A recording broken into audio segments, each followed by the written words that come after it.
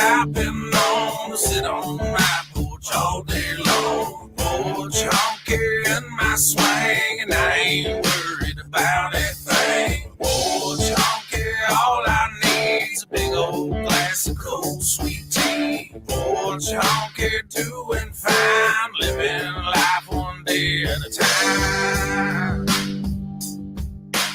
1, 2, 3. One day at a time. Porch honky, sitting on my porch swing, waiting on that sunset to hear them coyotes sing. But in the meantime, it's the same routine. Sweet tea in my beat up jeans. Charlie Minus on the 6-string, picking a tune. Tracy Stone's doing his thing, skinning a coon.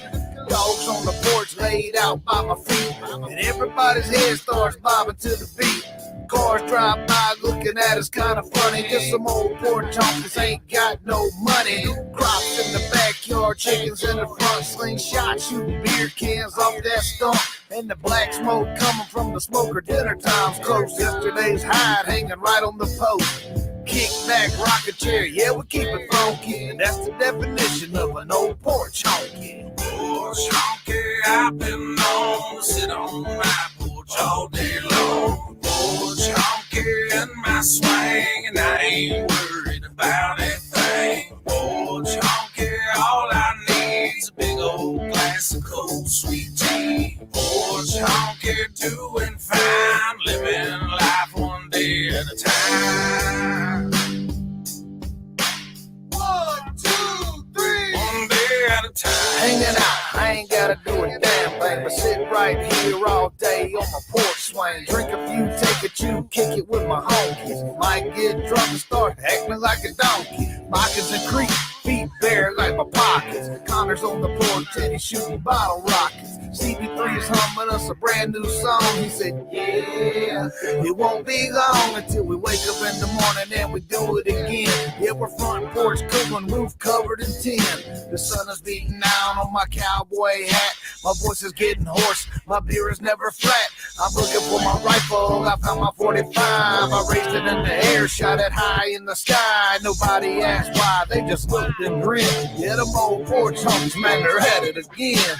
Porch honky, I've been known to sit on my porch all day long. Porch honky in my swing, and I ain't worried about a thing. Porch honky, all I need's a big old glass of cold sweet tea. Porch honky, doing fine, living life one day at a time.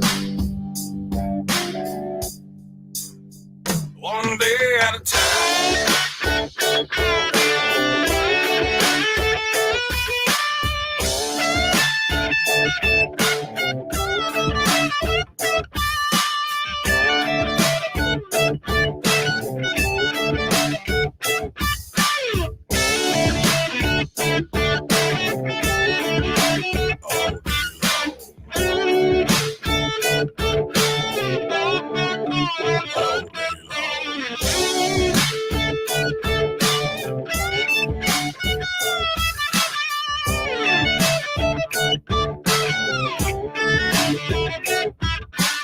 Porch honky, doing fine, living life one day at a time. One day at a time.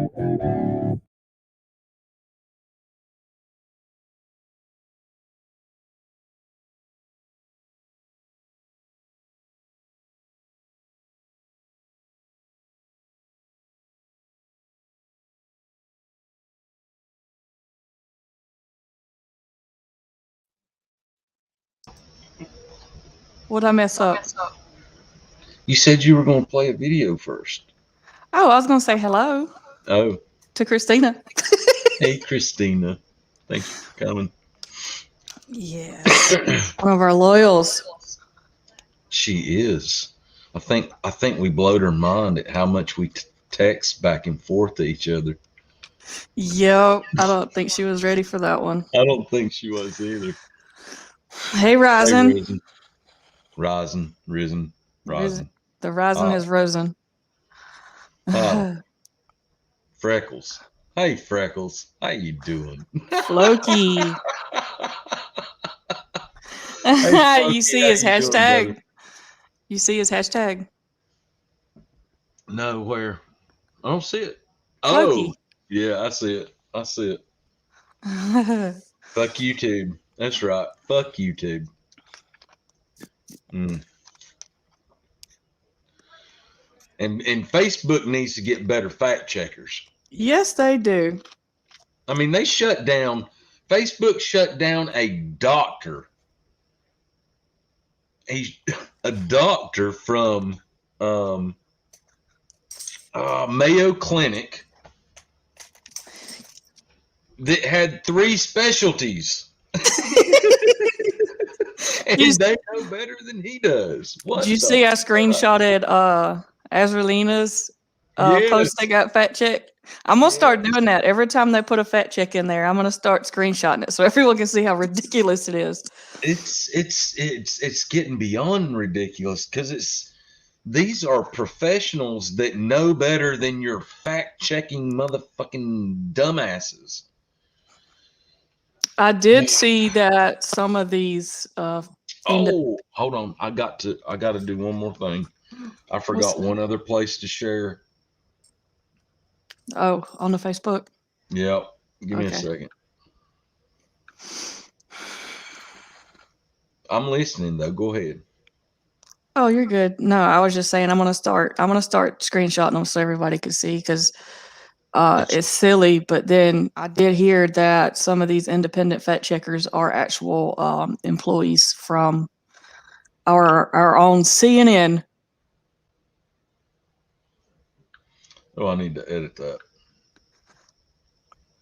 Yeah. Tonight's topic is do as I say, not as I do. Where do you stand? And we got some topics along that line. Hold on, Joanne. I got to get you to join the club. There you go. Yeah. There you go, Joanne. You got your little toolkit. All right. So, yeah. Do as I say, not as I do. Go figure that one out. Yeah, Anybody remember their parents telling them that when you were younger? Yeah. Yeah. That's actually, integrity. Integrity is a big thing being in the military, and it should be in society. But it's do what you're supposed to do, even when people aren't watching you. And there has been a lot of people that has been not abiding by their integrity. Hey, I kind of like that. What? For the t-shirts that we're going to get. Hashtag FYT. With the little emblem? Yeah. I kind of like that. We haven't told people we were going to do that yet. No, we wanted to go ahead and get it done and then show them and let them decide if they want it, and they can give us the sizes and we can go that route, because I don't think we can handle buying shit tons of every single size. Right. Yeah, but that's something that we've been talking about. It's in the process of being in the works. Is getting some Port Chunky merchandise. Yes. And all proceeds will be going to the pot. Port Chunkies. The Port Chunkies, same thing with Patreon, the community pot. Yes. And I think that's all of our news we got going on. Anybody who's been watching the Cyber Symposium, I'm sure y'all been getting some knowledge off of that. Man, it's actually blowed my mind. Yes, it has. The 10 things that the guy exposed today. I mean, you don't even need to know anything else but just that. And then like you can take each little section from that little Cyber Symposium and not combine it with everything else you've heard. Just each little section has its own importance, and he's dropping bombs. Yes, he is. And ain't nobody reporting on this. Because if people was aware, they'd be in the mental hospital.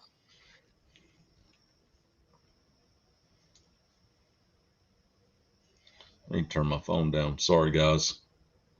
Did you get Floki's message? Where? Hey, Hillbilly, give Joanne the code for Discord. It's not. What a minute? What? All right. Give me a second. I got you. It took me a minute. I'm slow, guys. While you're doing that, I do have a. It's semi off topic, but kind of still to the topic. And I'm sure some of y'all have seen this silly video, but the White House has put out a new encouragement video using a TikTok influencer, and let's get y'all's reactions on it. Hold on just a second. Okay. Joanne, you got a text coming in. That's our Discord. All right, go ahead. Sorry. Oh, you're good. This video that I'm about to share is brought to you by the Next News Network. And like always, the videos are in the description. If you want to go back to them later. And I'm not going to mute myself on this one because I got a lot of shit I want to say. If you want me to pause it, just let me know. Oh my God. Yeah, go ahead. Oh, but let's put it on. Yeah, let's do this. All right. Okay, you ready? Yep. Let's go for it. You need to see it. If you've seen it, yeah, you're going to have to watch it again. His eyeballs are already rolling. Astonishing reaction to the most cringy video that the White House has yet released. Yes, the Biden White House releasing a video with a man in a skirt and nails encouraging to get kids vaxxed. Before I get into the details, if you're new here, hit the red button down below to subscribe, then tap that notification bell when you do. Let's go on over to Spencer Brown at Town Hall, who reports that earlier this summer, the White House announced a new front in the Biden administration's campaign to get more Americans vaccinated against the virus. Social media influencers. And all started with an actor and singer, Olivia Rodrigo, who visited the White House in July to speak at the daily press briefing, talk with the president, and film videos with Dr. Fauci, all with the goal of pushing more young people to get vaccinated. According to a report from the New York Times, the White House has recruited Village Marketing to find and enlist young influencers on Instagram, TikTok, YouTube, and Twitch to push their audiences to get vaccinated as the Biden administration frets about the Delta or other future variants. Joe Biden's plan to get more people vaccinated in order to stem the number of new cases relies on videos posted by the likes of Benito Skinner on your screen here, better known on Instagram as Benny Drama 7. Apparently one of the influencers partnered with the Biden administration. Now, he posted a video on Monday in which he sports long acrylic nails and a skirt while skipping around the White House complex in character as Cooper, the Gen Z White House intern. Here it is, and we're going to get you some... Wait a minute. And see, we ain't even got into the video yet.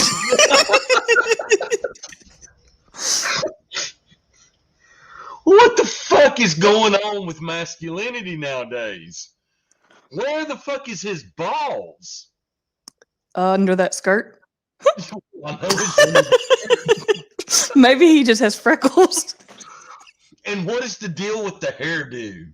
Look at that. I was like looking at Demi Moore lookalike.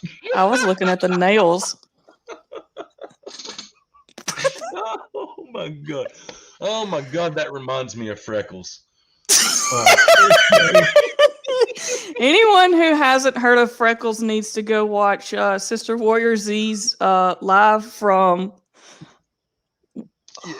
it was Saturday, I think. And hilarious. Oh my god. Oh, okay. All right, let's go. Okay. Watch. 1 sec. Democracy's calling. See you, Daddy. Bye. Hi, my name is Cooper, and this is a day in my life What as the a White House fuck intern. is wrong with this dude? The joke. Hey everyone. Shit. Usually, I start off with a big coffee. Sorry, they're like really strict in here. Hey Jenny, I booked you a nail appointment, love. Yeah, I didn't tell you to do that. It's called Initiative. Hi, White House, this is Cooper. I don't think so. Oh, doesn't matter. This is actually the entrance to the West Wing. This is so fun, and it's really prestigious. Hey POTUS. Please Olivia. I can't be that girly if I tried.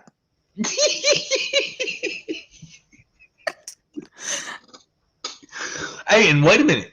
Sadly, oh, I need to get the documentation on that. But sadly, the military is literally trying to entice people just like this to defend our country. Mm-mm, mm-mm, mm-mm, mm-mm. I'm not saying they're not. I'm just saying Would it make you feel safe? absolutely not. All right. Let's continue. Vera Rodrigo still here? No. We've come a long way in our fight against this virus. We've vaccinated 160 million Americans. Are you getting this all down? Don't worry, Queen. It's all right here. Cooper. Sorry, Miss Jen. And Jen, don't forget to have one. Spirit fingers, Mama. Shots in the arms of every single American. I'm heading to a haircut. Comment if you want me to make more of these. Oh my God. Whew. In addition to his youth vaccination promotion on behalf of the White House, Skinner's made many other posts on his Twitter account under the same handle that are quite interesting. Here he's donned devil horns Ain't and that makeup something? to celebrate Pride. And What's that have to do with pride? It ain't. It ain't. It's kind of like, what is his name? Little Fag X. You gotta watch. You gotta watch out. We're gonna get a strike for that. You know, we have to be accepting. That's right. Speaking of YouTube, just letting you know, I like girls. wait till you see this one. Fuck you too. Nope. I am straight and I love doggos. Puppers are the best. And Wait a minute. Whoa. Back that shit up. I think he's mocking. I don't think he really Did he is. say he was straight? I think he's mocking. He's mocking. Nope. I am straight and I love doggos. Puppers are the best. And I love my mom. She's so cool. And sometimes I'll paint my nails. It's so. Yeah, so this is who the White House No, I has think he was being honest. recruited to What kind of encourage chick would children want to be with that? vaccinated. Really? Another photo here. He slipped into a And please pink don't take mermaid tail offense at me saying and chick. impersonated everyone from the Kardashians to Lady Gaga to Billie Eilish. What's interesting is that Benny Johnson on Twitter obtained some confidential White House information, a PR email Begging TikTok them. influencers begging them to do an intimate Zoom call with Dr. Fauci, the goal to influence children as young as 12. So the question he's asking, how much did the White House pay for this cringe video, right? Quite cringy. Well, there was another individual who posted. Okay, many folks may not have seen this video coming up next, and it's not him. It is someone that is mocking him being that TikTok guy. And this is great. This makes the whole video. Posted a satirical reaction to the video we just played for you. Let's watch that. One stack. Communism's calling. See you, Daddy. Bye. Hi, my name's Edward, and this is. Look at his nails. It's scotch tape.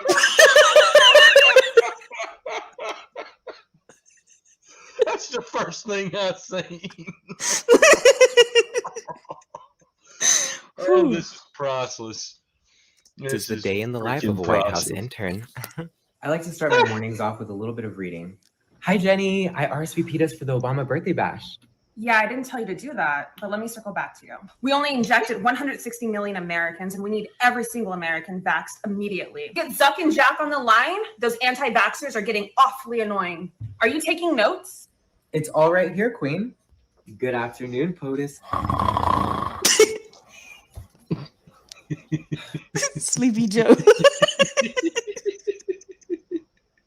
Joe can't sign off on this. He's taking a nap. Should we ask Kamala? No to Kamala. The cackling hen keeps getting us in trouble and has been ordered to lay low. We can just sign for Joe. He doesn't even know what's going on. Should we have Fauci announce the new variant? We need a scarier name, though. Delta just wasn't it. Ooh, what about the Chucky variant? Okie dokie, I'm off to check on the FEMA camps to make sure everything's going as planned. I'll be back. We did it, Joe. Now, oh my God. A bit more realistic. Comment below. We'll see you at the next report for the Next News Network. I'm Gary. Thank you. Yep. How about that? Okay. I want to show one I showed was it last night? I think it was last night. I don't remember much of last night. So anyway, I want to show that one again because it kind of goes along with that. It's a simple fact. Wait a minute. I haven't laughed that hard in a minute. Did what? I haven't laughed that hard in a minute. Oh, actually the last time I laughed that hard was Freckles. Oh crap! No, that ain't what I want to do. I want to do this. Mute for a second. Pause that shit. Damn it. This is pretty good for somebody that's, well, not really mainstream, I guess you would say. But it kind of goes along with that forcing the vaccination.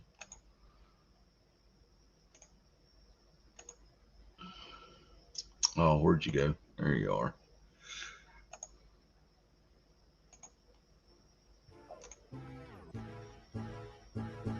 Oh shit! There it goes. Open up the okay ass, okay yeah. Profile picture looking tight yeah. Nice yeah, got your bio reading right yeah. Precise yeah, but before you find a date yeah, you gotta wait yeah. Gotta go vaccinate yeah, to the street yeah. Alright, listen, you probably think I'm anti-vax, but you be wrong. I'll tell you, that's an anti-fact. There's a lot of people close to me that had the vaccination. I'd be dumb to hope for something bad to happen after taking it. Loved ones in my family, like my girl and my mom did it. So I keep my fingers crossed and stay optimistic and positive. If the shit is fraudulent, I'll be deeply affected, even though I didn't take it, so I keep peace and respect it. Believe me, I'm skeptic. There's parts of me that doubt it, yo, but I'm not standing in front of the doctor's offices and shouting no. All I can do is go to the bar and buy a couple of beers and look up to the sky and hope that they're fine in a couple years. I really mean it. Doesn't mean I'm gonna take it though. It's up to me if I want that shit inside me. You can't make me go. This ain't some sort of rebellion to stick it to the man. I just don't know what the hell you're sticking in me, man. Am I crazy for that? Do I sound insane to you? Do I read the ingredients every time I make some food? Not every time, but sometimes you bet your tail I do. I even read the pill bottles of all my medication too. Fucking shoot me. God, what a madman I am. I think he's crazy. Somebody schedule a CAT scan for Sam. He's out his mind. He's being so hesitant for nothing. He acts like he can't understand our president or something. It's not for your protection, you're protecting us, buddy. But if you already got it, you're protecting me, dummy. You're not gonna get infected, I'm not worried about getting it. So in the end, it doesn't really make a fucking difference if I get the shot or not. Plus, I've already been sick. You don't know how long that lasts. Well, neither do you, dipshit. I don't care what kind of prizes you have. Mayor de Blasio can shove his burgers and fries up his ass. Vaccination, you fucking weirdo. You really want me to get it? Offer me a beer, bro. I'm not a kid, you can't bribe me with a Happy Meal. You really think I saw that? It was like, alright, that's a deal. Everybody's so offended by everything, but when we get treated like we're all idiots, no one says a thing. Imagine having to carry around a passport to travel within your own country. Now that's force. I know kids need one so they can go to school, but I shouldn't have to get one just to go to the pool. That's where I'm at. So go ahead and take it if you wish. I hope everything's okay and that it's straight and it's legit, and every COVID case that you come face to face with is dismissed. I hope it saves you. Hope it makes you feel safe throughout the shit. I really do.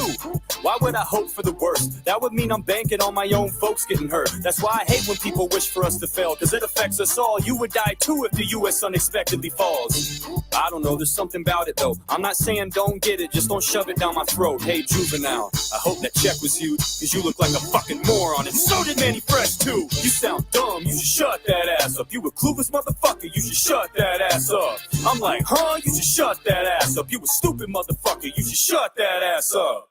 Anything for some cash, yeah. Hey Sam, you want to take a shot? Did you guys just hear what I fucking said? No, fuckface. This kind of shot. Yeah, asshole. Oh, that kind of shot. Yes. Cut it. Let's get fucked up. Come on.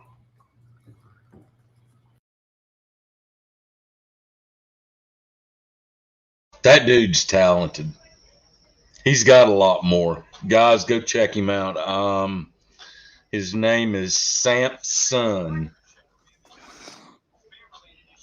Oh shit, he's coming up with a different one. Oh, shut that shit up. Did you get what I just sent you? Where? On your phone. We were just talking phone. about our Facebook group getting fact checked. I ain't And got nothing on my phone. oh, well, I sent it. Scott Snyder in our Facebook group shared the payday meme. Is it on the Facebook that you shared it? No, I shared it to you on your Text message. text message. Yes. Yep, I've not got it. You know how shitty my service is up here. Yeah. Let me restart. You're good. It was just a meme that had the payday candy bar and said that they were changing their name because it was offensive to those who don't work. And it was fact checked saying that that was false information. Payday is not changing the name of their candy bar.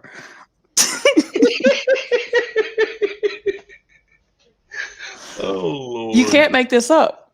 This is stupid shit, man. It's like, hey Mickey, good to Hey, see Mickey. you, hon. This is just absolute stupid shit, and it's like these ignorant motherfuckers are fucking eating it hook, line, and sinker, and believe that it's just, oh yeah, they fact check it.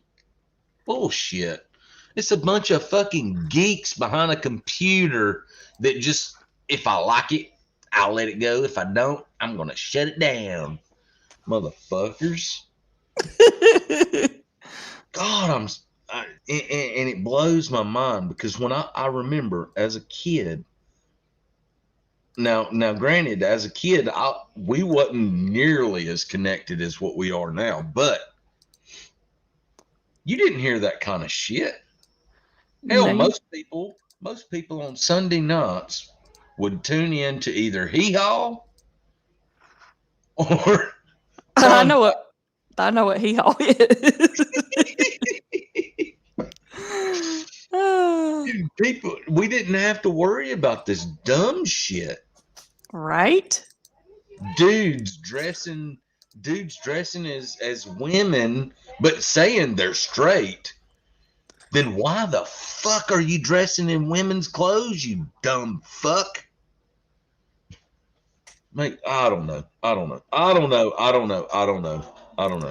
Oh, Mickey. I think I'm stepping on a line.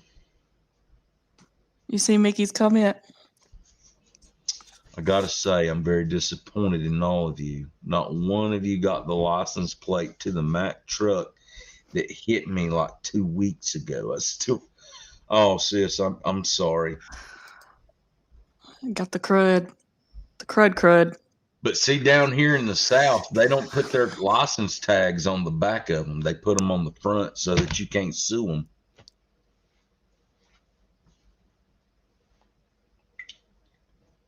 Just saying.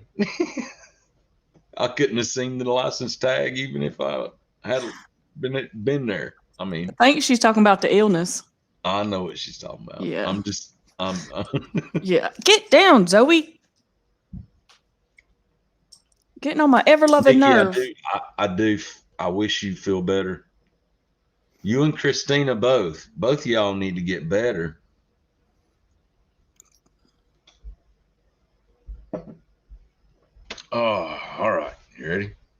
On to the next.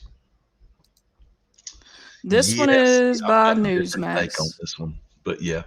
All right. Obama, Pelosi, and Kerry. Triple threat of hypocrisy. We all know about that bee party that they had. Yeah.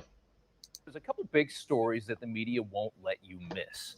Of course, COVID-19 cases, hospitalizations, deaths, all on the rise in this country. And a United Nations report on climate change designed to scare us all half to death. What's incredible about the big Obama birthday party is it proved neither of these stories are really being taken seriously by the people who claim to be the most concerned. The same people who sit at wine bars in New York City and trash talk the unsophisticated middle America hillbillies who drive those gas guzzlers and wear masks under their noses. They have no problem at all with Obama's Martha's Vineyard super spreader celebrity rave. It's truly incredible to watch. Amid COVID craziness in recent weeks and facing backlash for planning a 500-person birthday blowout plus 200 staff members, former President Obama claimed he scaled back his party. We all saw the result of that, by the way. It's just a beautiful house, Mr. Obama. Had the tents out, had it all set up. Everybody went nuts last week. You know that story.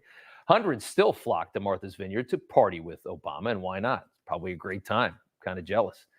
He even held a pre-party, apparently, that lasted about 4 hours. So these people, literally, they partied like college kids for Obama's 60th. If there was any shot at not spreading COVID, this group effectively minimalized that. The pre-party event took place at a nearby resort where the always fancy Nancy Pelosi was staying. Funny enough, Pelosi got cut from the list for the main party, which is funny, a victim of Obama's COVID virtue signal that did nothing. Even still, Nancy managed to screw up twice this weekend. More on her here in just a moment. But it's not that what Obama did was wrong. You should be able to have a birthday party. Go ahead, do your thing. The problem is that the most popular member of the Democrat Party is flouting the rules while his party is extending the eviction moratorium and preparing the country's kids for a year of school that will inevitably be masked up, if it's even in person at all. The biggest name in the Democrat Party is partying like it's 2019, while the rest of his party watches COVID panic porn on CNN all day. But what we learned this week is COVID is even smarter than we thought. Pause it real quick. We've now heard it can infect the vaccinated people. That's why you'll soon. All right. I'm not going to go into detail about this, but I just received a message from a sister that really needs our prayers right now.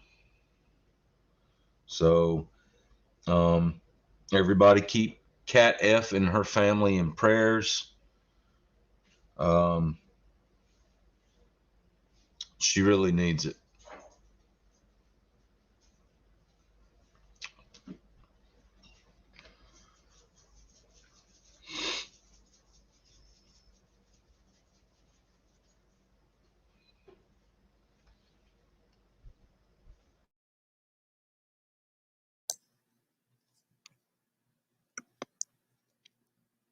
Hey, Joker.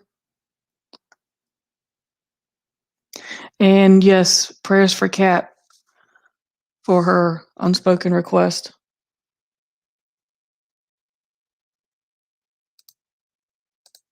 And have to show a vaccine passport to be allowed to eat dinner at most blue cities and states. And we know COVID only exists in restaurants up to about 4 feet in the air. The moment you sit down, it disappears. But COVID also is smart enough to only infect unsophisticated people. The New York Times put it perfectly over the weekend. Other people said, this is really being overblown. They're following all the safety precautions. People are going to sporting events that are bigger than this.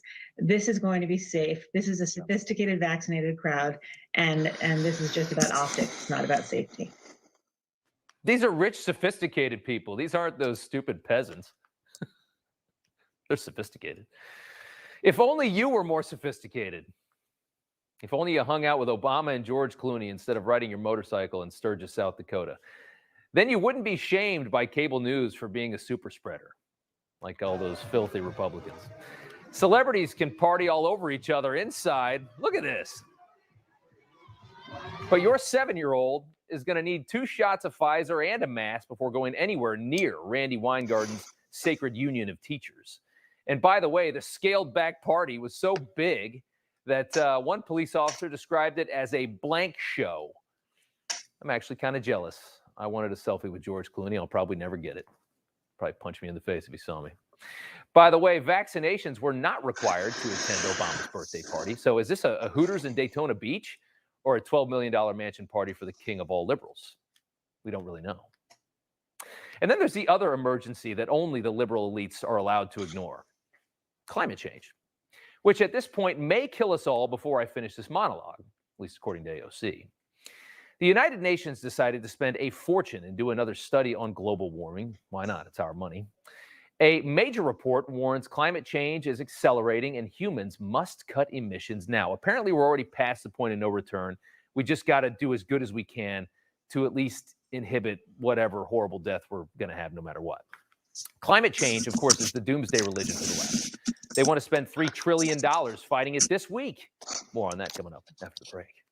Here is how Nancy Pelosi put it. Science is telling us to change the behavior that is intensifying the climate crisis. We do understand our responsibility to the next generation to keep the planet safe as we pass it on to them. No, you don't, Nancy, because guess who showed up at Martha's Vineyard flying private? The G6, Nancy Pelosi. God, she lives good for somebody working in Congress. Pelosi arrived in a private plane that taxied away from the paparazzi-filled main terminal to the far end of the airport where she could hide out and be whisked away by private black cars. She didn't want to get seen showing up for Obama's frickin' COVID rave in a private jet while they're trying to pass $3 trillion, including much of it on climate change. That's bad politics. But God forbid Nancy could just take the frickin' ferry, you know, or just get on a, I don't know. I've never been to Martha's Vineyard. I've never been. Not that cool. I don't get invited to this stuff. But she had to fly private. She's not going to get on a ferry. She's Nancy Pelosi. Get the G6 for Nancy. She understands what we need to do to fight climate change, and that's why she's going to burn 10,000 gallons of fuel to take her 300-year-old butt across a little bit of water from Boston. I'm just jealous, really. I wish I had a private plane like Nancy.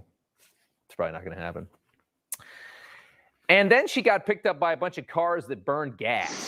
A whole motorcade, of course, which is the worst. Not even those nice battery-powered cars that are charged at those nice eco-friendly battery chargers that are, of course, fueled by burning coal. According to a study by Transport and Environment, private jets are 10 times more carbon-intensive than airliners on average, 50 times more polluting than trains. So Nancy Pelosi flew private from D.C. to Martha's Vineyard to be kicked off the Obama party guest list. At least it ends funny.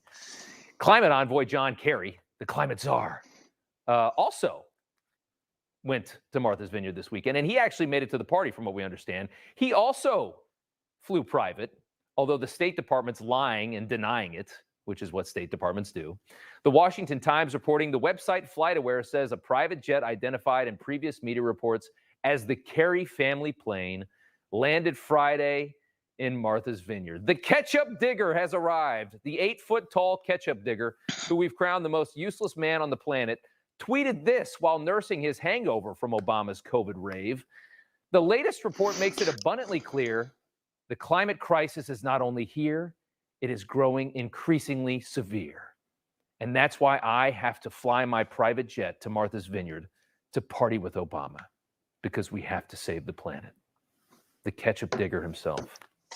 Heinz ketchup. That's what's paying for John Kerry to feel like he's important and think he's cool. Heinz. Little Miss Heinz's daddy is John Kerry's. These people are great. I could do this all day. Hey, I'm Rob Finnerty. Thanks for watching. If you enjoyed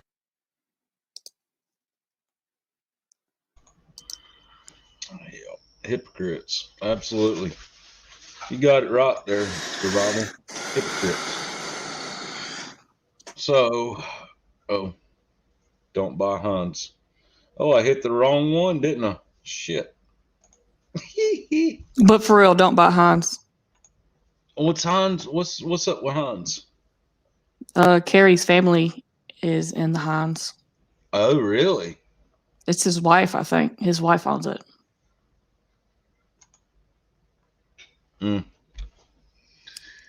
All right. So since we're on the topic of hypocrites, let's take a look at this.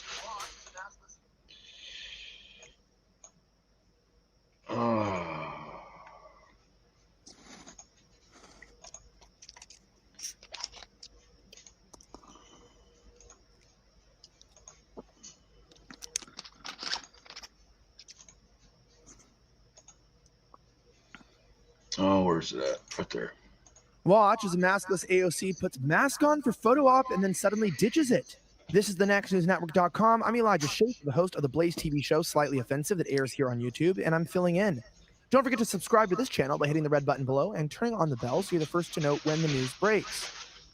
Well, Hank Bahrain from the Daily Wire reports that footage captured on video shows hard-left Representative Alexandria Ocasio-Cortez, a Democrat from New York, maskless with a group on the steps of the U.S. Capitol as they rallied for an extension of the eviction moratorium, putting a mask on her face for a photo op of the group, then taking it off after the photo op was over. Prior to the photo, an apparent rally organizer told the group, "Let's take a quick photo so we can keep the pressure up." Ocasio-Cortez was not the only hard-left politician with the group donning a mask for the photo op, then ditching it afterward. Comrade in Arms, Senator Ed Markey, did the same thing as video captured by Breitbart showed. Watch. Let's take a quick photo so we can keep the pressure up so other colleagues can come out here, yeah? Great. Is this your New York crew? Everybody, all right? Oh, Corey had to run to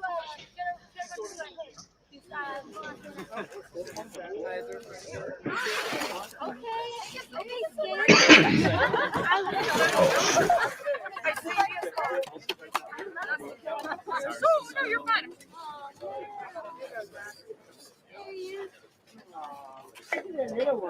Hi. Housing is a human right on three. 1, 2, 3. Housing is a human right. Everybody say whiskey.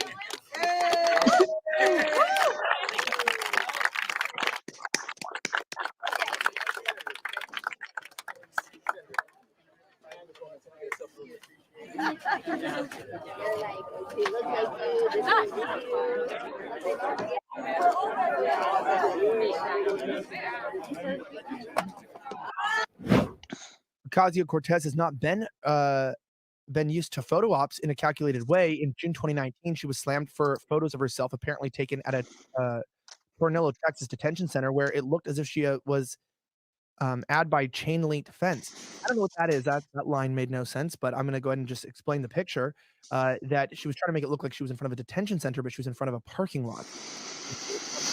The photos did not show the conditions the Congresswoman was upset about, but of course, we know those conditions were the fact that there was nowhere to park the car. For the Next News Network, I'm Elijah Schaefer of Blaze TV. Have a good night.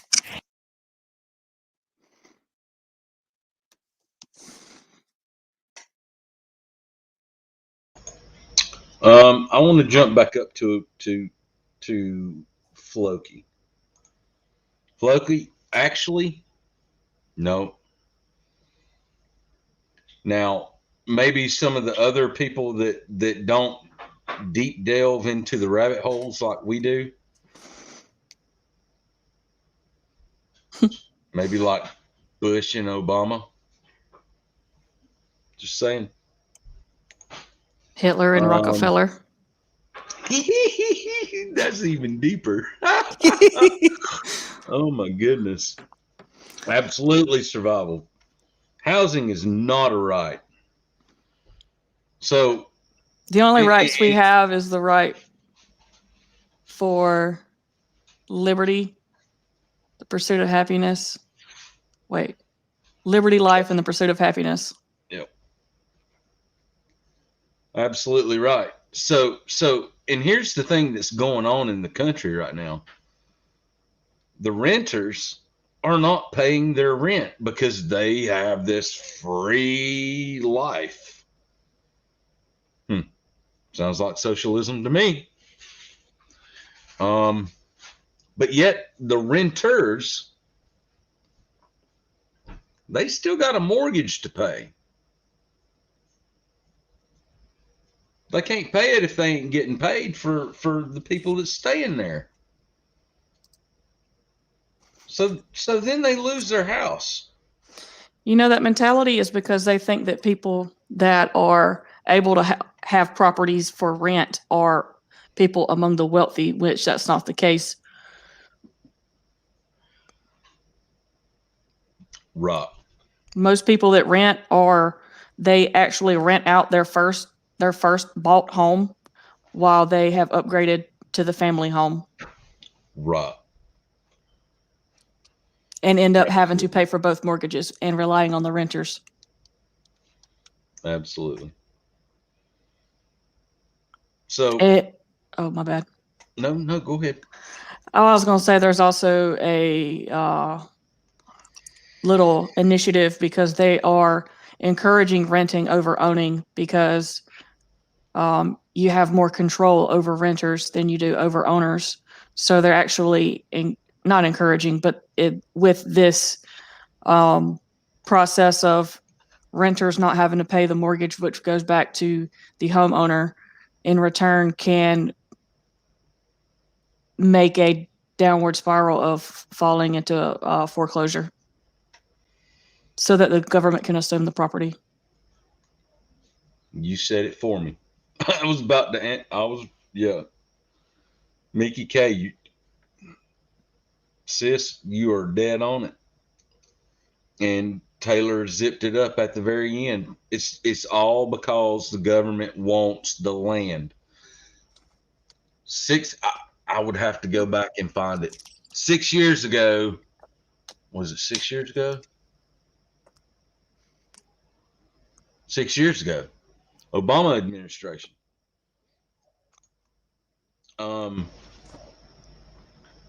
They imposed a plan to buy, I can't remember the numbers. I'd have to go back and find it, but they are planning to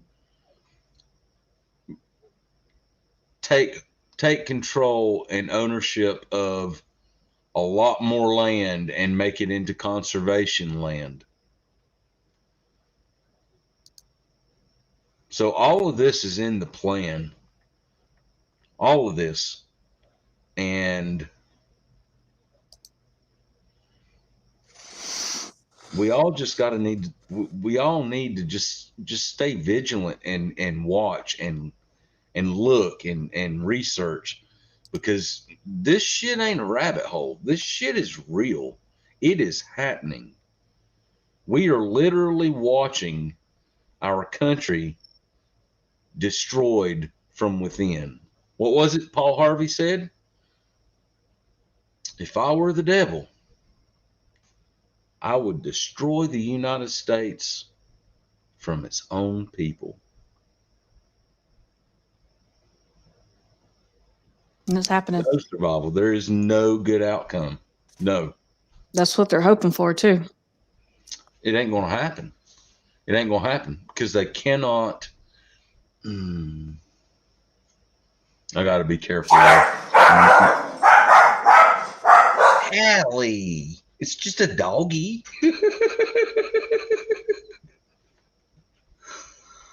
Oh my goodness. Yes. Joker, exactly. It's imploding.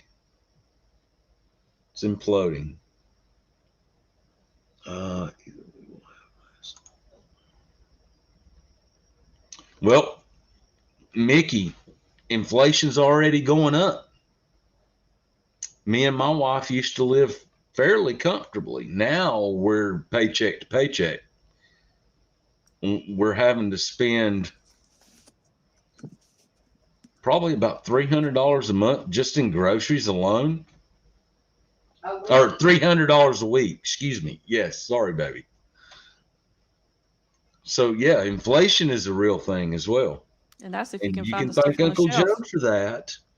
Little hair sniffing pissant.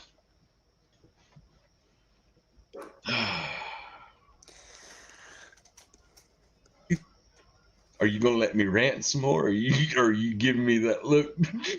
Shut up, Brian. Oh my goodness. Sorry, guys. Yeah. No, you're good. It's honest to God, though. I honest to God pray that it all comes to a head while I'm able to do something. I pray that it don't happen when I'm old and feeble and I can't do nothing. Isn't that like next year? I'm just messing. Never. I'm just Never. What are messing. you talking about next year? I ain't that fucking old. What the Taylor? I seen you walk up the mountain. Oh my God. I ain't been rucking in a while. I hadn't. I mean, heard. you can ask Bridget. Years. Nah, It's been a while. Bridget was laughing. I heard her. Yeah, she's laughing in the background. I got to put down those cigarettes. I couldn't do nothing either. Hell, we can't go nowhere. We're stuck here. The hell you say? If shit gets bad, and we know where we're going, don't we, Taylor? Mhm. Anyway, all right. So, give me a second. Let's hit this again because there's been some more. Leftist government wants to abolish land ownership. Yes, they do. Yes, they do. They want to take the rights of the people to own land away. And Joker, you know the sad part is these socialists are, well, hell, all of the left, they want that to happen. They absolutely want that to happen. What happens if the economy crashes? The people have nothing. What do they have to rely on? The government. They want to control the people. Well, that's one of the biggest problems is by them wanting to crash the economy, our money is what funds the government. So where do they think they're going to get the money to provide for the people?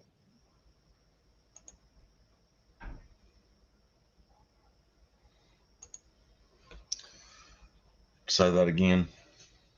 I don't know if it'll come out that good. Oh, by them constantly spending all of this excess money that don't need to be spent in places and fluff bills, and they bankrupt the economy. Our tax dollars is what actually supports the economy. So with all of us living in poverty because of all of the inflation and all the taxes and all of that nonsense to support these bills, when the people are down, where are they going to get their money from? Because they're wanting people to rely on the government, but the government won't have no money because we won't have no money to give them.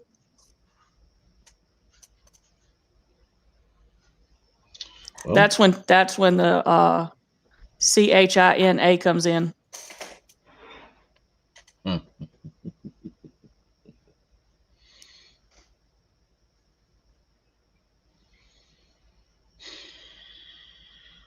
You're right. I know. Sadly, I don't want to be right. That's the problem. But let's get back on topic. Yep. We got off topic there. I got into the chat. You're supposed to smack my hand when I'm getting into the chat. Can't reach it. There's a fix for that, you know.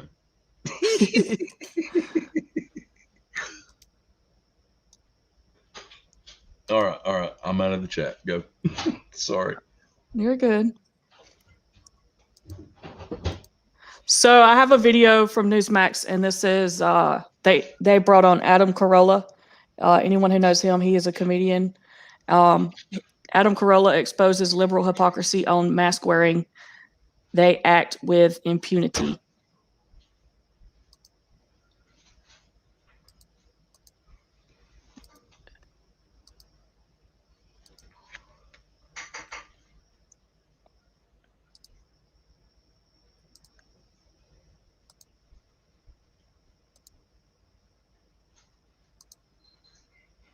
Adam Carolla, I do not begrudge the party. In fact, that party looked like it was a great party. I would love to have gone to that great party.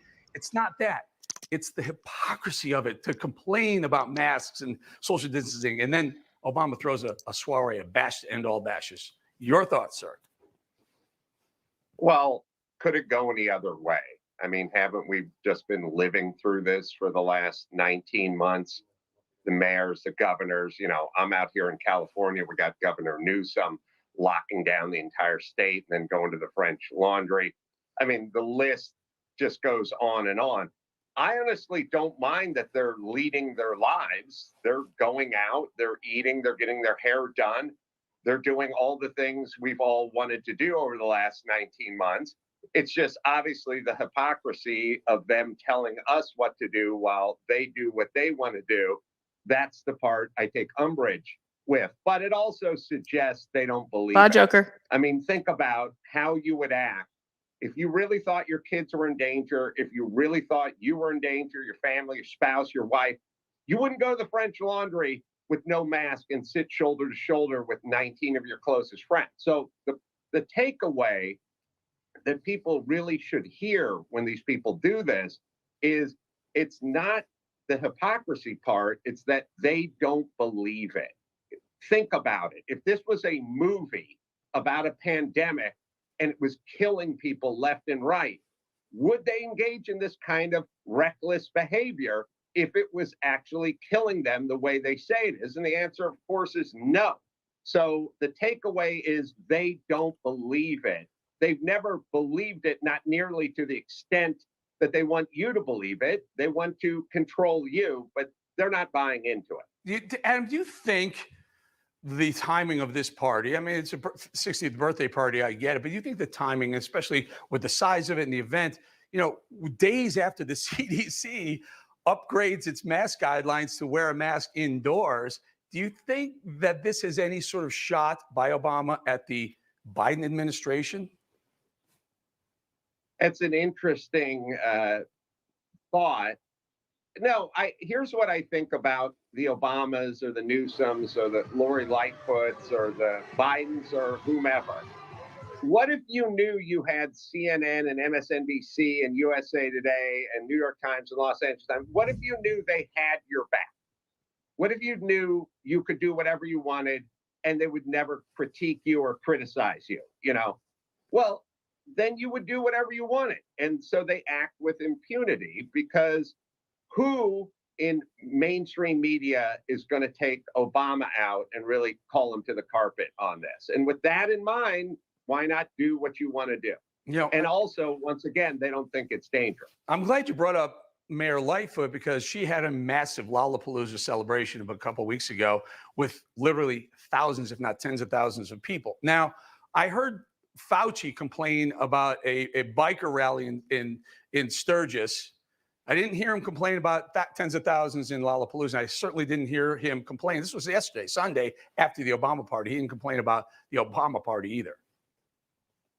Well, of course. And Fauci showed his cards, you know, a year and 3 months ago when he wouldn't step up and take a stance against the Black Lives Matter rallies and marches. So anyone who followed Fauci before then is fine. After the questioning he got in front of Congress about saying, you know, outdoor, you know, large groups are bad, ball games are bad, churches are bad, restaurants are bad. Well, how about Black Lives Matter rally? I don't know what you're talking about. I have no opinion on that. The second I heard that, I knew he had now declared a major. He said, I'm on this side. And everything that came from his mouth after that, I heard through the filter of a guy who was on that side of the aisle. Declared a major in political non-science, so to speak. So Sturgis bikers bad, Lollapalooza parties in Chicago good. Another major political hypocrisy of the week, Adam, was this past week. Representative Cori Bush from Missouri just kind of said the quiet part out loud when she said this. Take a listen. I have private security because my body is worth being on this planet right now.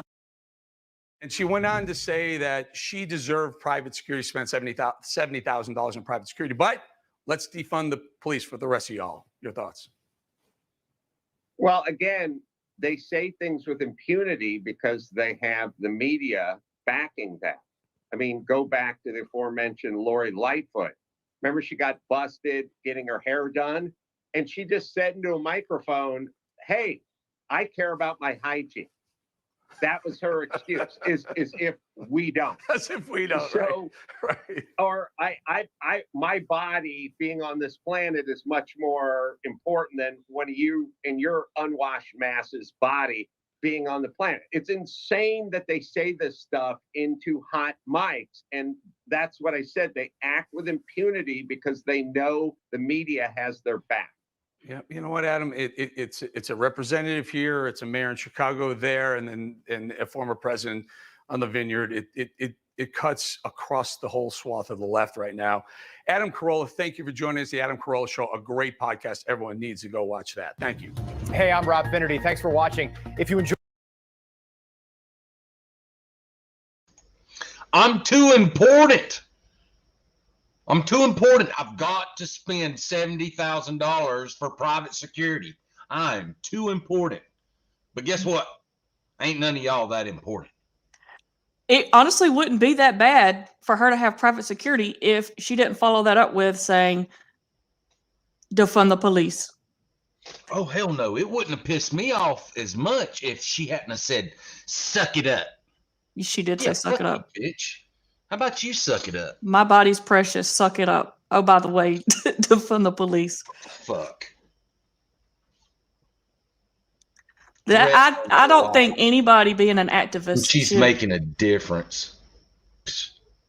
Oh, speaking of her making a difference, I seen did you see the CNN thing where there was a single? I don't watch. No, the China no, news.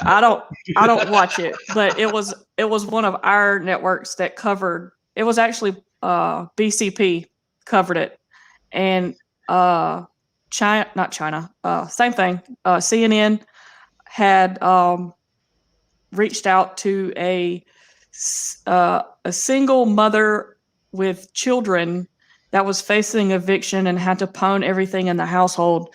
Well, come to find out, she had a GoFundMe that raised over $200,000.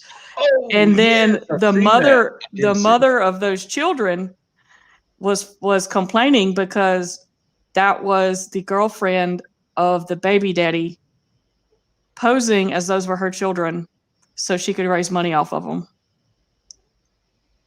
Mm-hmm. Oh, wait a minute. And what happened to her? Nothing. Nothing. Nothing. Nothing. Nothing. And CNN did not do a retraction. Nope. They just buried that one under the rug.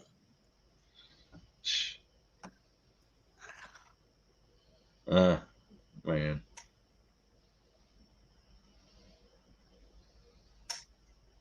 The left is deep, but I'm going to tell you what. They weak too. Just saying. Deep and weak. Yes, I did see that Survival, but I hadn't had a chance to read it. The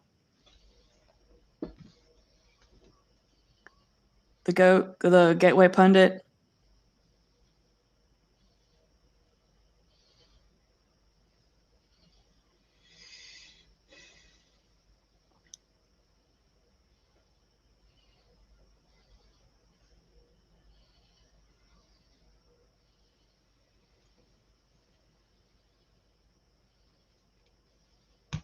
Huh. Mm-hmm. That's very interesting. It is interesting.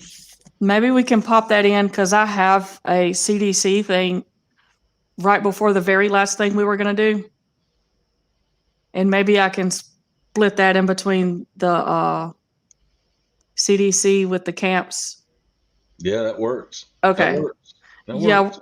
yeah, we'll do that. All right. So let's step on to the next one.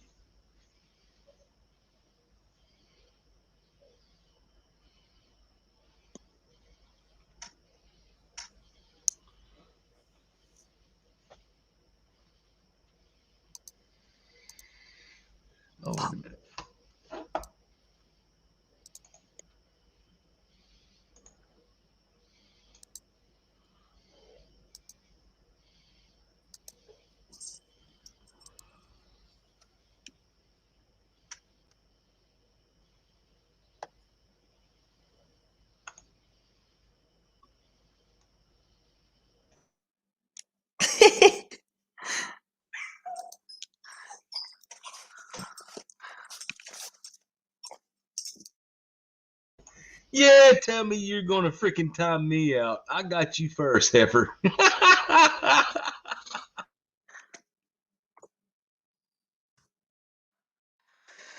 Okay, this one is by heritage.org, and it was put out yesterday. COVID hypocrisy, policymakers breaking their own rules. And in this article, there is an actual map and a list of instances with officials that have violated their own coronavirus mandates, policies, and/or restrictions, with 75 reported instances to date and counting. Some officials have violated their own rules more than once. See the full list at the bottom. And then here's where if you don't see it, if you don't see a reported instance involving your leaders, you can submit any information that you know to them. And here is the integrative map. California is pretty hot. So is the Northeast. Texas has a few. There's some in the South, Hawaii. And this is an actual list. Can y'all hear me? Okay. It has dates, it has the person, it has their representation and what they actually did. And in this link, if you go click on the link, it'll pull up articles. But I just wanted to show that there is people keeping up with this. The weekend where Obama had his little birthday party, Rashida Tlaib was caught maskless dancing at a party. I don't think it was the same party, by the way, but Muriel Bowser attended a wedding without mask after implementing the new mask mandate. That was on July 31st. Nancy Pelosi swears in new congressman without mask after implementing mask mandate. And it just keeps going and going and going. And you see, like, it goes by date. So they're like, you see Nancy Pelosi, and you'll also see Nancy Pelosi down at the bottom where she went to go get her hair did. You got where some people went vacationing. Michigan health official went vacationing at the beach. So on the map, some of those dots aren't necessarily where their representation is. It's where they were caught. And it just keeps going and going and going. And this link is in the description box if anyone wants to go catch on that. I'm not going to read all 75 instances, but I did want to show that these people are keeping track. And when you talk about all these, especially this one, all of these blame us for being the problem when they break their own mandates. It just keeps going. Oh, this guy. Look at this guy. Yeah. Look at this guy. Yeah, why was he in Savannah, Georgia? Hugging on people. Hugs. I wonder if he has learned his lesson. Hugging folks without a mask on during the COVID. Good Lord. Oh, that freak. Hugging. Goodness gracious. Yeah. All right. Yeah, but that was just a little list I wanted to show. And the map, and it'll show you on the map who this person was. But yeah, if anybody wants to go fetch that, it's in the description box. All right. I've got one to back that one. I can't get over the hugs. This one again, guys. What? Why is he still hugging on folks? And he's hugging on folks that's not in his state. Didn't he say you can't leave without getting the mystery juice? Why is he hugging on folks? Oh, Survival has a good question. Survival has a good question. I bet he likes to brush them up against people when he gives those hugs. No. No, he's still out there. I wonder if you can feel it. Oh my goodness! What the hell? Why would you think that, man? Have I you don't not even seen wanna him? Imagine that. Have you not seen him when he wore that white shirt doing the briefing? Oh God. Oh my God. You and Survival are freaks. No, I don't pay attention to that shit. I really no, don't. I'm with Mickey. Exactly. That is just fucking gross. I agree. Fuck. All right. Now, I know a lot of us have a really, really bad taste for Fox, but I really enjoyed the message that Tucker Carlson did the other night. And I thought that it was perfect for tonight, actually. It kind of just fell right in sync. Oh, shit. What the hell? Nope. Wrong thing. Sorry, guys. I grabbed the wrong one. If you have any more on the hypocrisy, you can play all those because my next 3 are of imposing lockdowns. Actually, my last 2 need to be at the end. Okay. Yes, sir. So, give me a second. Good evening and welcome to Tucker Carlson Tonight. Happy Monday. You thought you had a great weekend. Did you see what Barack Obama did? It was way more fun than anything that happened at your house on Saturday night. Yes. For his 60th birthday, Barack Obama threw himself a party at his estate on Martha's Vineyard, right off the coast of Massachusetts. Now, Obama's place is on the ocean naturally, but unlike your oceanfront property in, say, Destin, Obama's property has been declared eternally exempt from the devastating rise in sea levels that will inevitably accompany the existential crisis of climate change, which, by the way, you caused. So no matter what happens to the global climate, Obama will be safe on Martha's Vineyard, even if you continue to eat steak and use air conditioning, both of which will soon be banned. Ever sensitive to the feelings of his subjects, Obama did his best to downplay the size and the opulence of Saturday's event. His PR team did not mention the hundreds of servants who would be there. The party, they assured us, would be nothing at all like something King Farouk might have hosted in his later years. No resemblance. Barack Obama's party was merely an intimate gathering of, quote, family and friends. And in the end, that's exactly what it was. The thing is, as you can see from the photographs, Barack Obama has an awful lot of very close friends. What's interesting is who they are and who they're not. Joe Biden was not at the party. And that's weird, considering that Joe Biden and Barack Obama are like brothers, as close as 2 straight men can be, as Joe Biden has told us himself many times.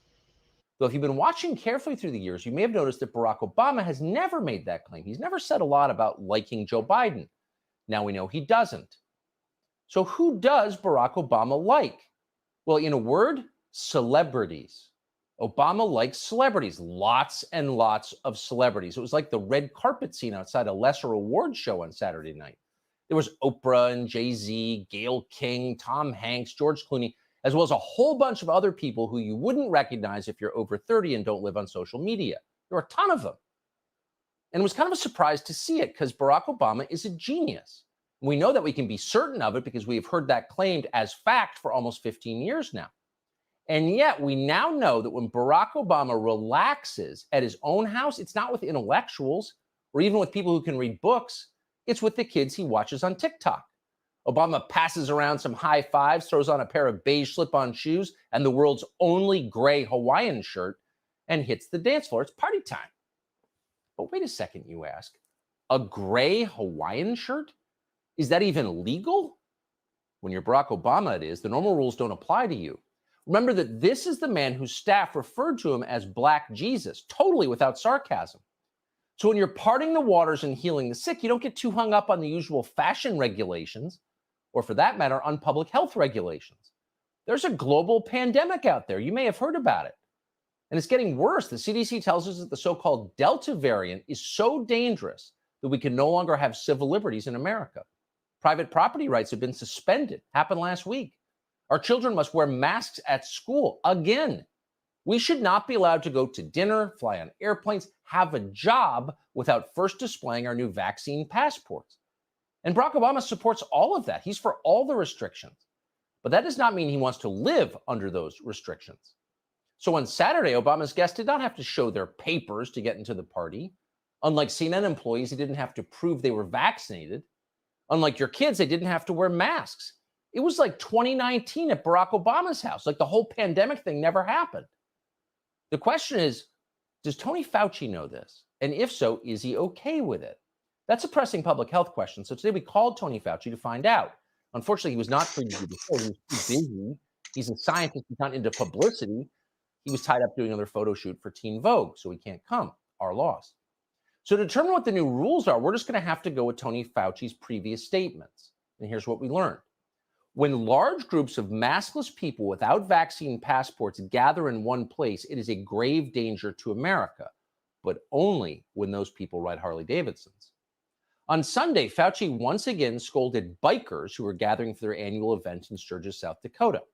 Now, these people are dangerous, Tony Fauci told us. Some of them went to community college, literally, and there are some who didn't go at all.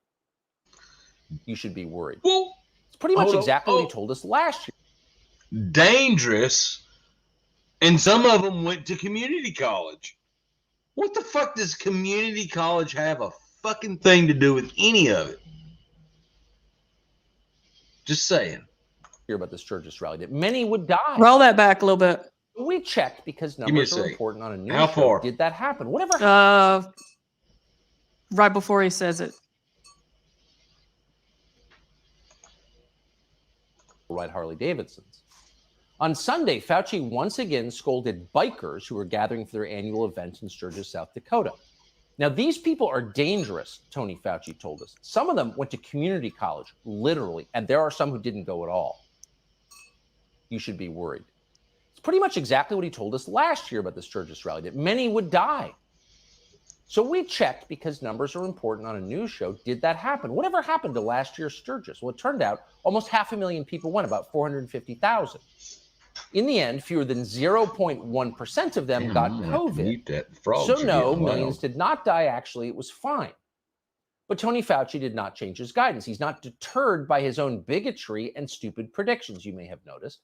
So here he was the other day warning us once again about the perils of Sturgis.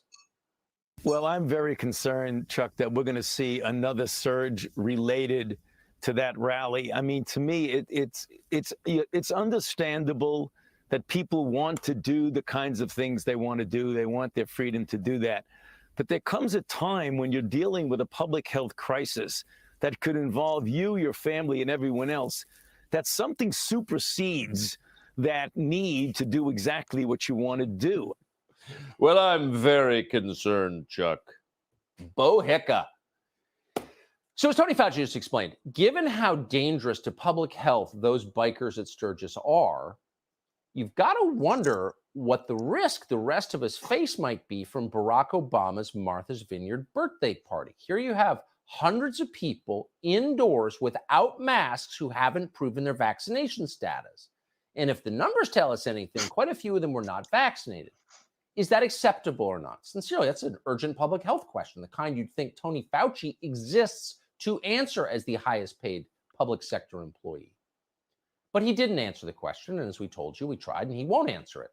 So as an epidemiological matter, where do you think Barack Obama got the idea that it's a good idea to hold huge indoor events with people who haven't proven they've gotten the shot and aren't wearing masks?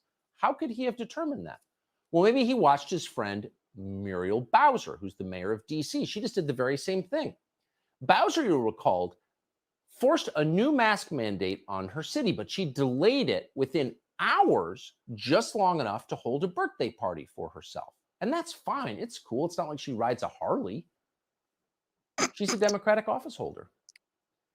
Now, if you still believe in science and are becoming slightly confused by this public health guidance, you didn't watch CNN this weekend because they laid it out in the clearest possible terms. Listen to this reporter from the New York Times explain why Barack Obama and his friends from TikTok can have maskless parties indoors without vaccine passports at the very same moment you were not allowed to visit your dying parents in the hospital. It's not arbitrary. It's not capricious. There's a reason, a medical reason. Watch. Other people said, this is really being overblown. They're following all the safety precautions. People are going to sporting events that are bigger than this. This is going to be safe. This is a sophisticated, vaccinated crowd. Okay. Now we're talking science. So when it happens at Barack Obama's 12, by the way, that was the purchase price. We're talking an over $20 million house on the ocean that's immune from climate change. When it happens there, it's not a problem. Because the crowd, and we're quoting the New York Times, as we say this, fucking is, quote, hilarious. sophisticated and vaccinated. Now, we don't know about the vaccinated because they didn't have to prove it. And again, if the numbers are right, a lot of them weren't vaccinated, maybe more than half. But that's not what she was saying. The emphasis here, the medically significant word, is sophisticated. Right now, the Biden administration is forcing unvaccinated people to obey every requirement that vaccinated people have to follow. It's the sophisticated crowds that are exempt from the rules. Vaccines have nothing to do with it. The question is one of sophistication. You should also know that the sophisticated in this country, the King Farouks who walk among us, towering above the rest, are also exempt from. Now, we know that I'm not sophisticated, so I ain't in that crowd. From having to pay their taxes, exempt from having their police defunded, exempt from having, say, Catholic charities move penniless immigrants into their neighborhoods in the new Section 8 housing they're building on your street. They don't have to deal with any of that because they're sophisticated. It's nice to be sophisticated. You know what, though? It's definitely bad to be unsophisticated. Because if you're unsophisticated, CNN will not come to your defense. Its anchors will not defend you when you ignore the rules. Instead, when you're unsophisticated, they will devote hours of coverage to mocking and deriding you. As they did You think this is going to be a super spreader event? Yeah, I'm very concerned. The slogan this year for Sturgis is "We're spreading our wings," but I'm concerned they're going to be spreading a lot more than just their wings. Few attendees wore masks last year, and that's likely to be the case again this year.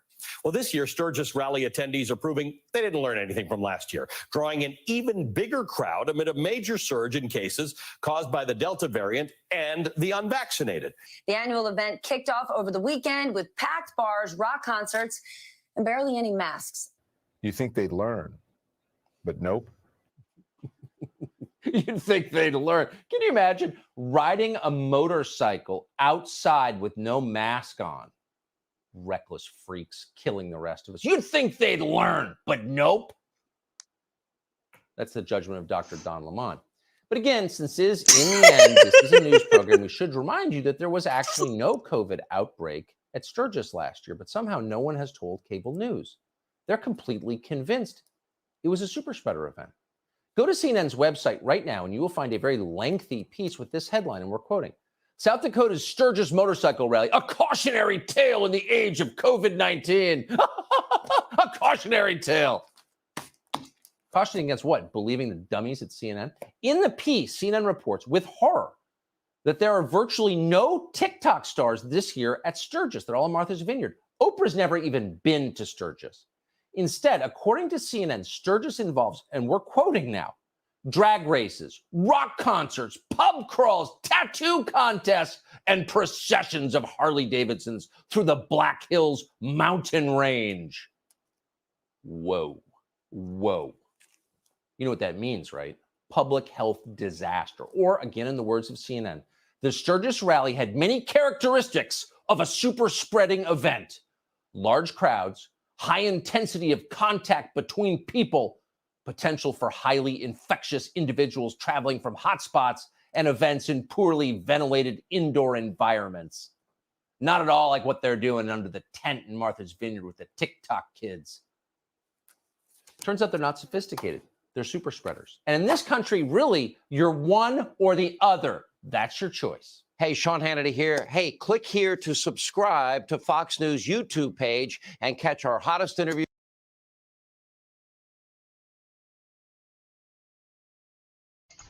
Was that an accident? Was what an accident? You called me.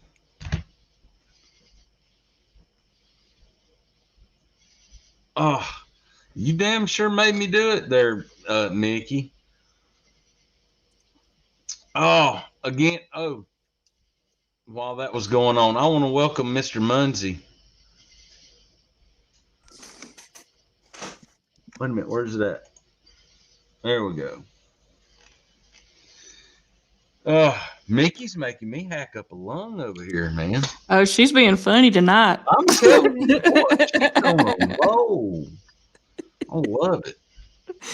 All right. I think you had one right after this one, did you not?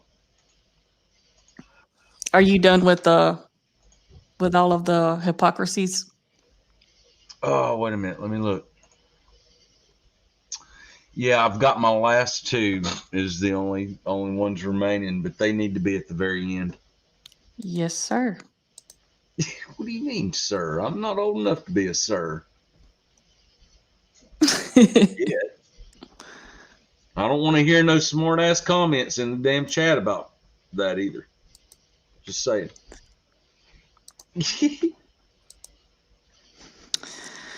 All right. This one's by the National Review from July 29th. Biden administration not ruling out further lockdowns if scientists recommend them. Oh, we can listen to it? Oh, can you?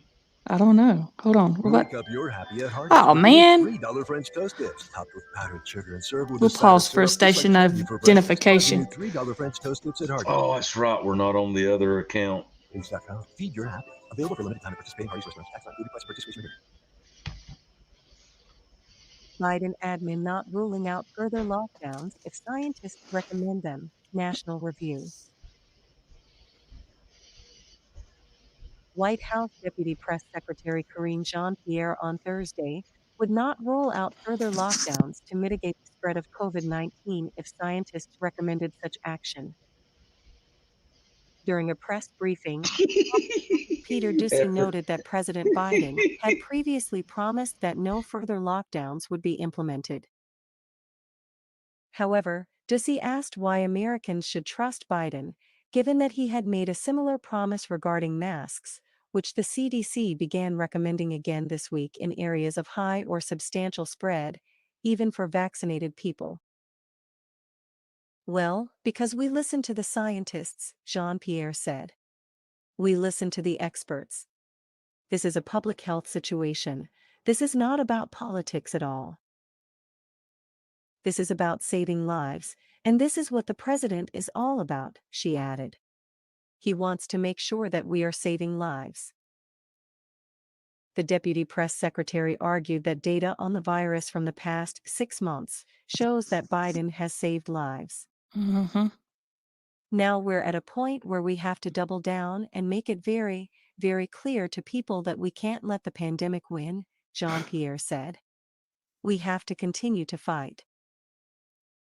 Doocy then asked if the administration would support additional shutdowns if scientists recommended lockdowns and school closures. Well, like I said, we listen to the CDC and the experts and their guidance. The CDC is a body that is very well respected, Jean-Pierre said. Mm-hmm.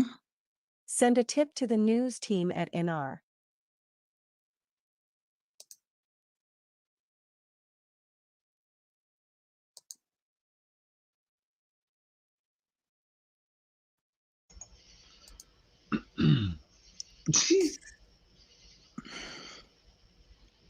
Mm-hmm. I identify as a black lesbian woman. Man, really? Okay. Hey, you in both of them groups. You really do have all of the privilege. There you go. And I have one video to follow after that. Okay. That goes along with them lines. But we know it's all BS.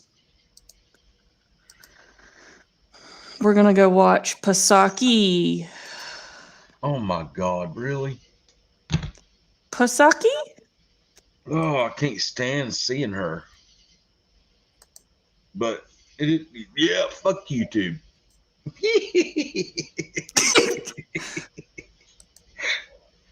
Secretary Jen Psaki refusing to answer one question about Biden shutting down America. I've got the details. Before I go further, if you're new here, hit the red button down below to subscribe, then tap that notification bell when you do.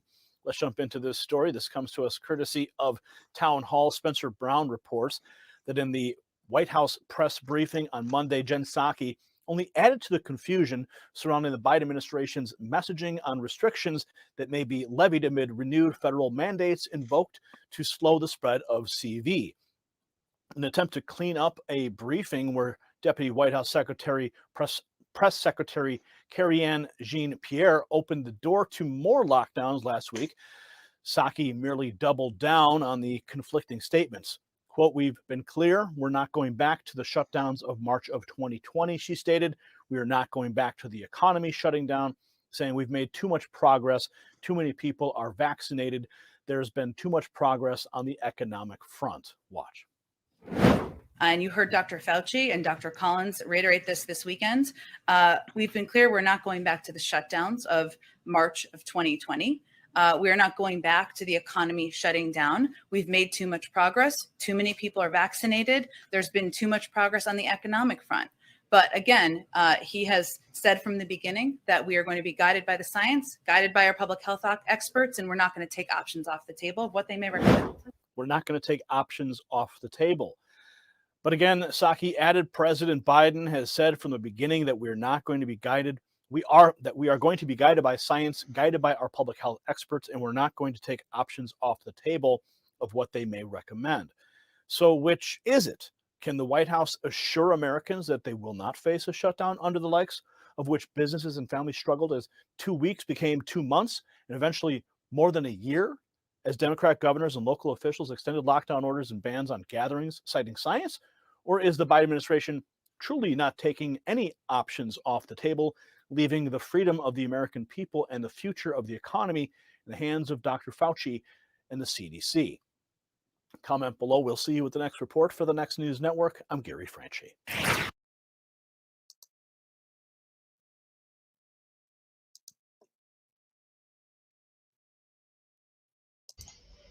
She makes me sick. She's so fucking ignorant. She's absolutely ignorant. Actually, the best caption I've ever seen her in was that video we played at the beginning when she didn't say much. Oh, if anyone missed it, should we do it again? Yeah, let's do it again. Yeah. Here, Mickey, this will make you feel even better. Yeah. I don't think she was here when we did that. I don't think she was either. She needs to see it. I think we need to make that lung come out of her. She damn sure made it for me.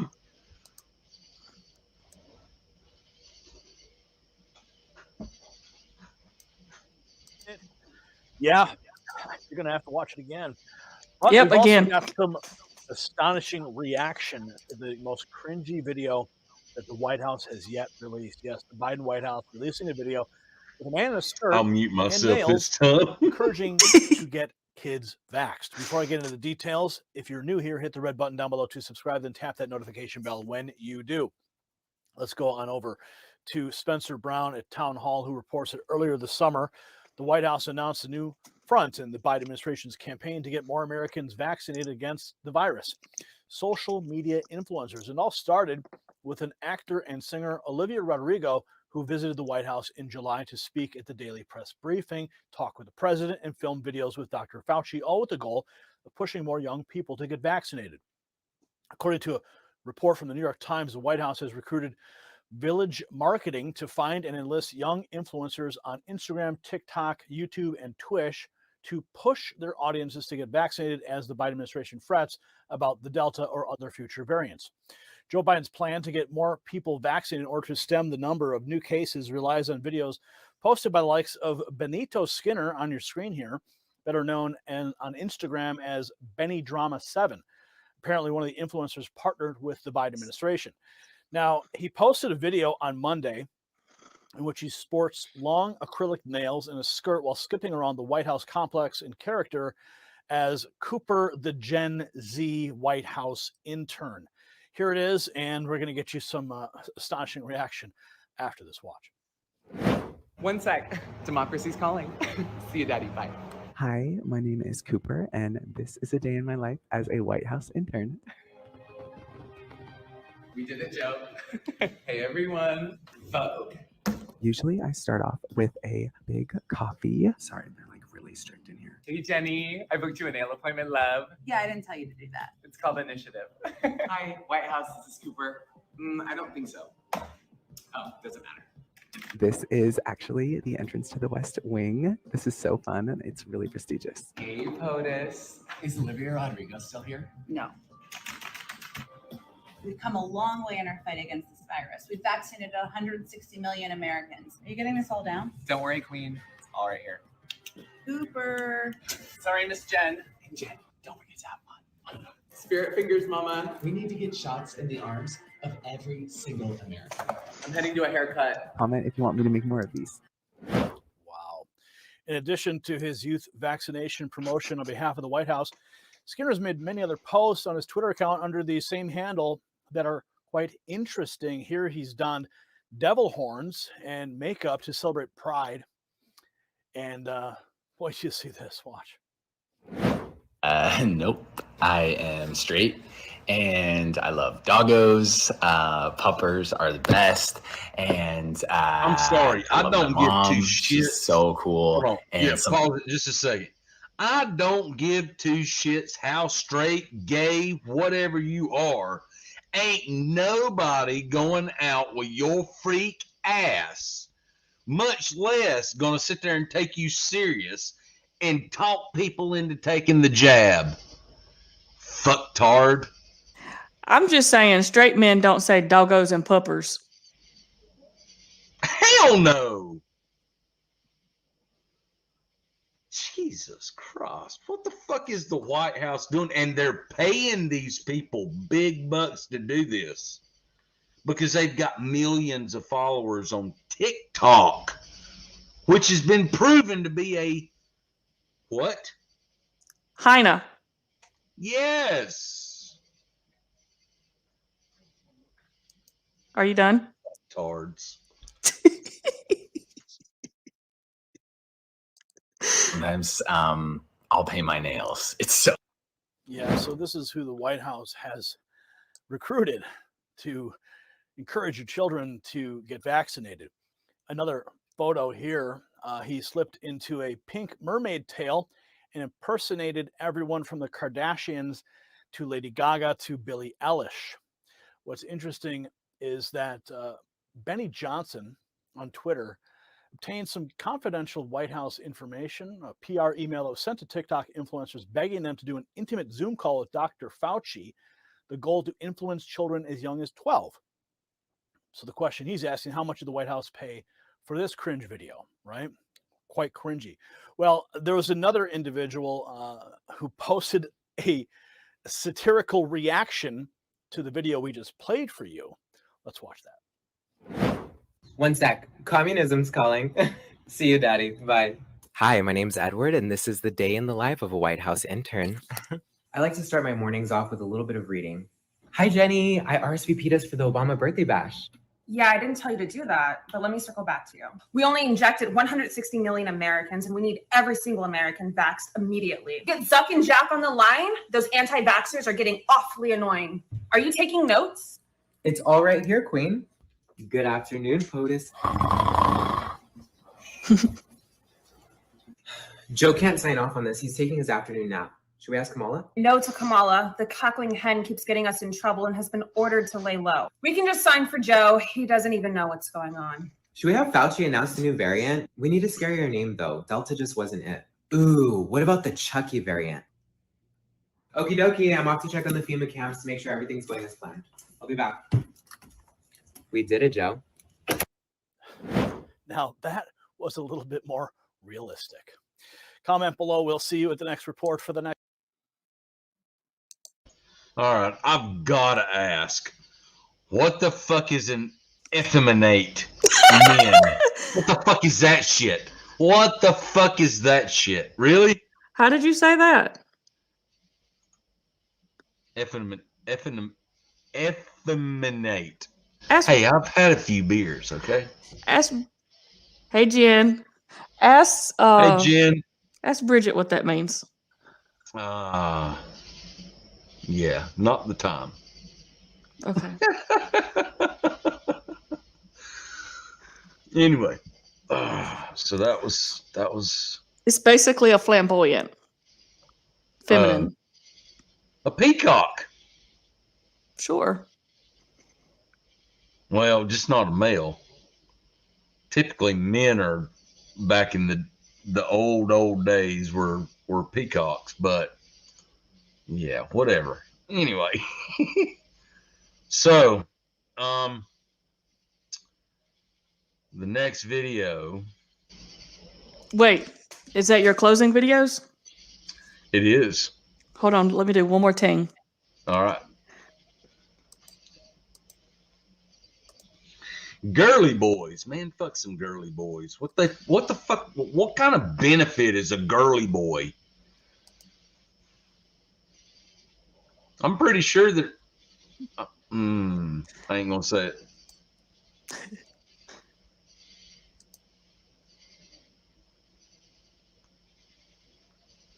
This is by the Daily Caller. Oh, I did see that today. Yes. Biden is checking. This. Huh? Said good catch. Oh, no problem. Biden is checking if he has the powers to override Republican governors on the COVID. Let me see if there's a video of it in here. Oh, what the hell was that? What? Never mind. I'm glad you kept going. Oh, good Lord.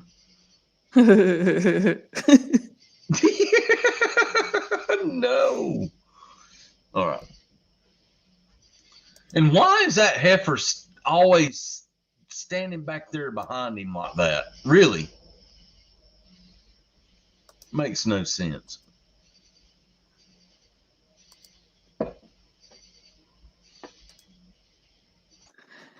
This is the video of the words of the article. So states like Texas and Florida where they are banning mask mandates? I don't. Was you meaning to take it from the end? that's where his comment was. Oh, okay. Sorry. Yeah. The rest of it was talking about the infrastructure. Oh, that they are passed.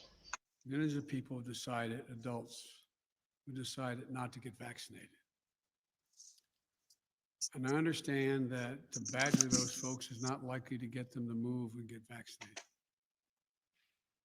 But I also understand that the reason children are becoming infected is because in most cases they live in low vaccination rate states and communities, and they're getting it from unvaccinated adults. That's what's happening.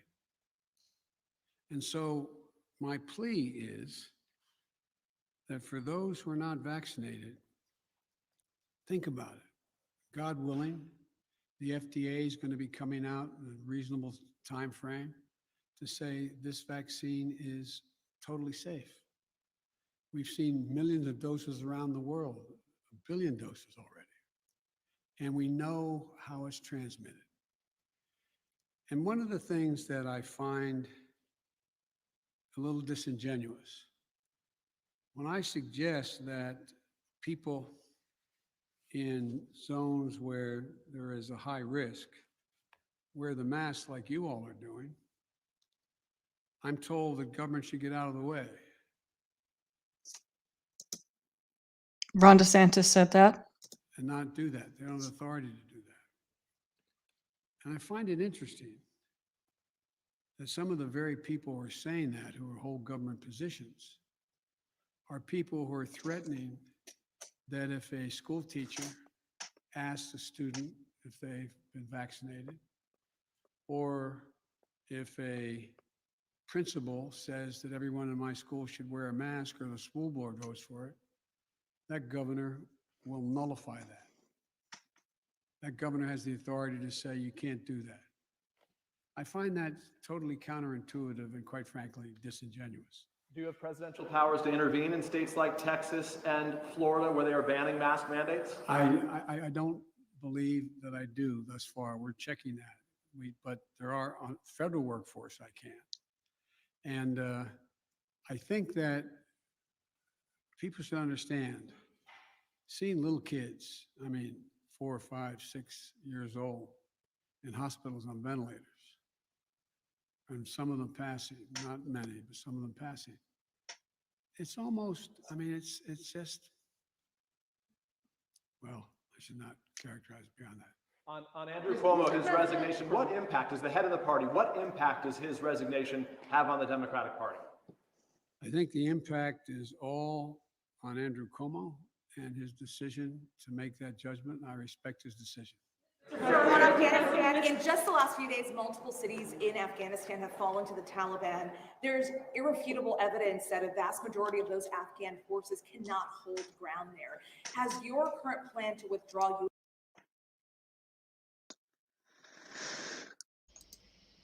That was pretty much the commentary. He said that he don't think that he can override the governors, but he is looking into it. Now, let me refresh people's memory. Okay. And YouTube, you fucking idiots. All of these damn fact checkers and shit you've got are morons. This is history. Well, what happened the last time the president tried to dictate over the states?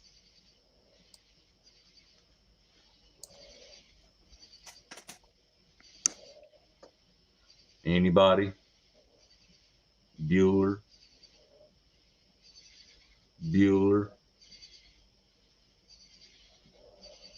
There you go, right there.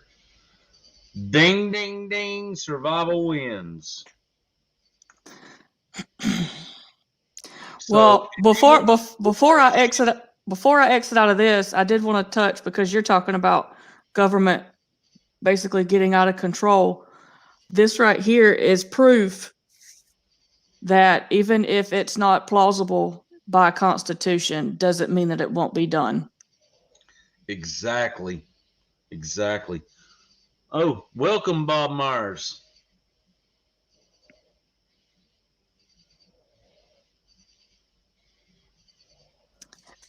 This that's highlighted says, given the recent spread of the Delta variant, including among those Americans, but most likely to face evictions and lacking vaccinations, President Biden would have strongly supported a decision by the CDC, which we know is not a federal entity, to further extend this eviction moratorium.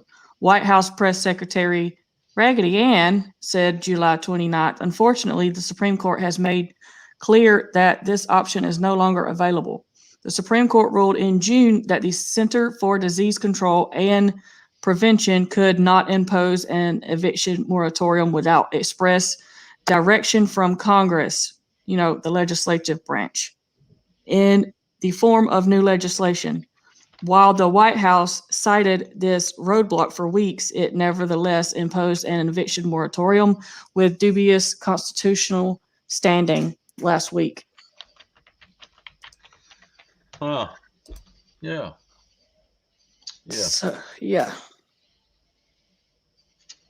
So again, we've got the federal government trying to take absolute and complete control of the entire country.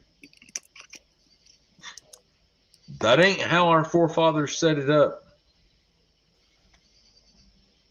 What's the point of having a Supreme Court if you're not going to abide by it? And the fact that you don't like who's in the Supreme Court, you just want to override them?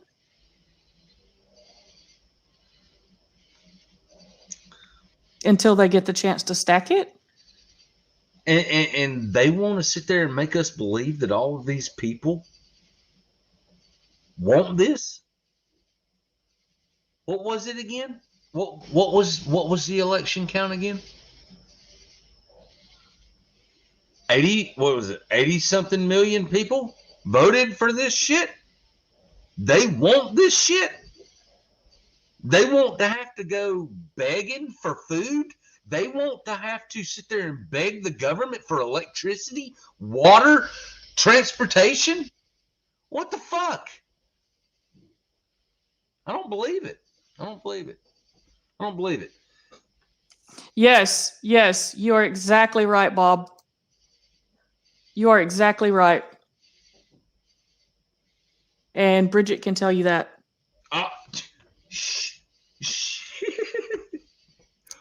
Okay. My bad. Yeah.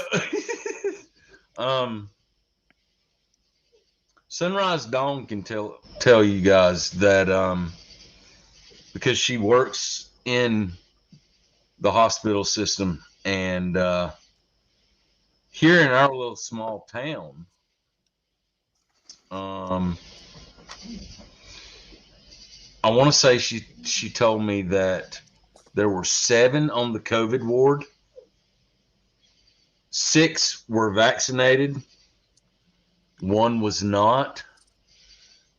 They released the unvaccinated because they were doing better. And the actual vaccinated people, the 6 people that were vaccinated, were doing 10 times worse than the unvaccinated person.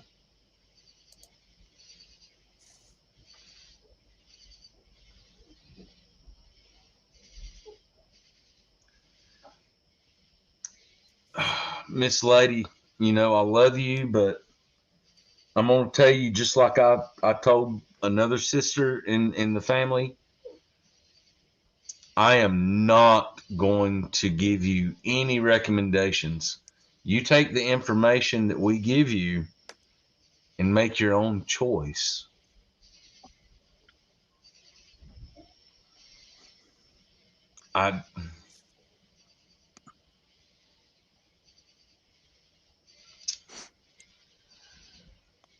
Yeah, this is a bunch of bullshit.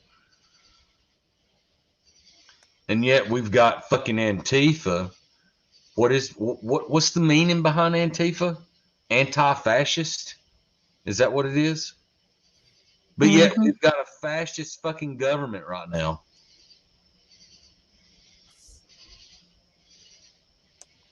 Amazing. Amazing. And what are they doing up there in Portland? They want to fight the freaking Christians.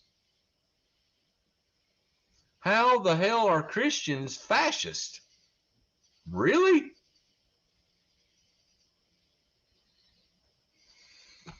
All right. I'm getting on a rant and getting off topic. Okay, so let's see what's going on. Oh, wait a minute. Yeah, I've already got it up. Let's see what's going on overseas real quick.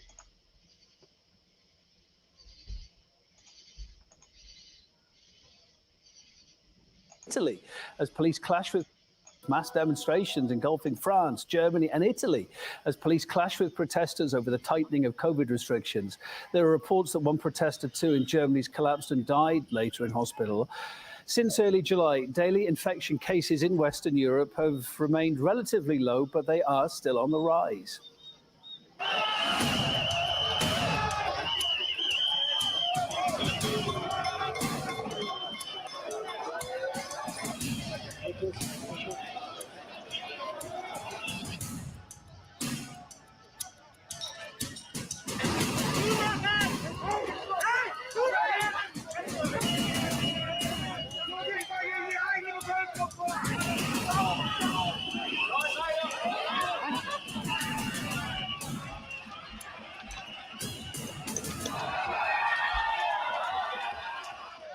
We've seen these protests across Western Europe, particularly in France and Italy, and here in Germany, as well, as people are unhappy with COVID restrictions that are being put in place, and particularly when it comes to requirements or potential requirements for what's being called the EU Green Digital Pass, a digital vaccine certificate, if you will. Now, those demonstrations across Western Europe, they turn nasty at times over the weekend. We are civilians. We just want our basic rights back. And they are the ones armed who are taking action against peaceful civilians. The Geneva Convention was passed in 1949, and they are negating it. I am here to defend freedom of speech because Emmanuel Macron is trying to stifle any kind of public speech into a pseudo-privilege called the sanitary pass, which is in fact a way to control people. Well, the EU Green Pass has caused much uproar, particularly in France, where over 200,000 people across the country came out onto the streets to vent their unhappiness. It was a much smaller affair here in Berlin, around 5,000 people coming out. That's after the courts here in Germany said that the demonstration couldn't go ahead as it was the potential to be a super spreader event for COVID-19. Those that did come out onto the streets of the German capital were met by riot police who were backed up with water cannons. We've carried out around 500 arrests in relation to, among other things, violations of the ban on assembly, but also to violations of the infection protection measures, as well as acts of resistance and physical assaults on emergency forces. Well, in France, health union bosses are calling on Emmanuel Macron to make vaccination mandatory. They say that a digital health pass isn't going to cut it when it comes to trying to stop cases rising in the country. And they want the French president to go as far as making sure that everybody must have a jab. That's not the message that's coming out from here in Germany. There's no talk of mandatory vaccinations. But what we've heard from Markus Söder, the leader of the state of Bavaria, senior politician in the ruling coalition here, he's been saying that you don't have to get a vaccination, but if you don't, you won't have access to many things. Anyone who is fully vaccinated will get back their rights. What is needed now are clear lines so that we don't blunder into autumn. Those who have been offered vaccination and consciously rejected it will no longer be tested for free. Well, compared to countries like the United States and the United Kingdom, cases of COVID-19 across Western Europe remain low. However, they are rising. And here in Germany, the Robert Koch Institute, the federal institute that looks after public health and disease control, is already warning that we may be on the cusp of a fourth wave of COVID-19.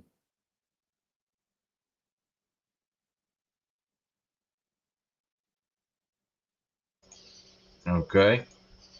That was a good one. I want to ask everybody. Everybody that's pretty much everybody that's here was with us a year ago. Am I okay with saying that? What the fuck did we see a year ago? How freaking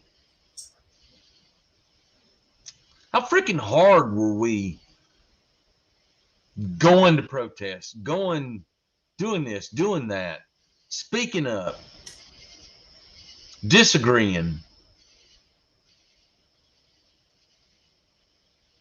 Where the fuck are we at now? Hell, across the ocean over there, they're freaking going crazy. And all they're doing is talking about it. We know that our government is dead serious. They're going to do this. Where the fuck are we? Absolutely, Brooke. Absolutely. The bullshit's got to stop, folks. Bullshit's got to stop. We got to start standing up. We got to start standing up.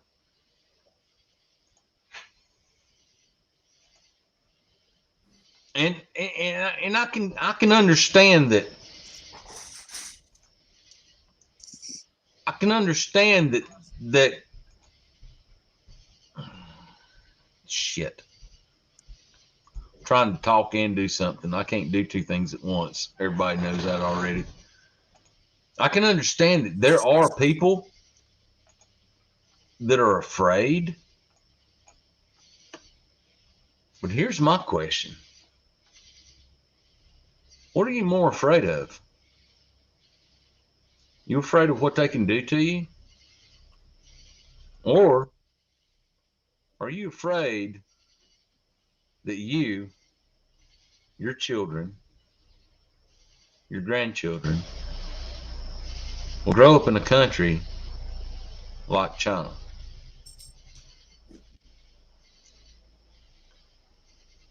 Oh, where'd it go? That ain't it. And that ain't it either. There we go. So, the final video of the night, and I'm going to tip my hat to this man, is the only elected official that is willing to stand up and say what needs to be said. I'm pretty sure y'all already know what I'm talking about.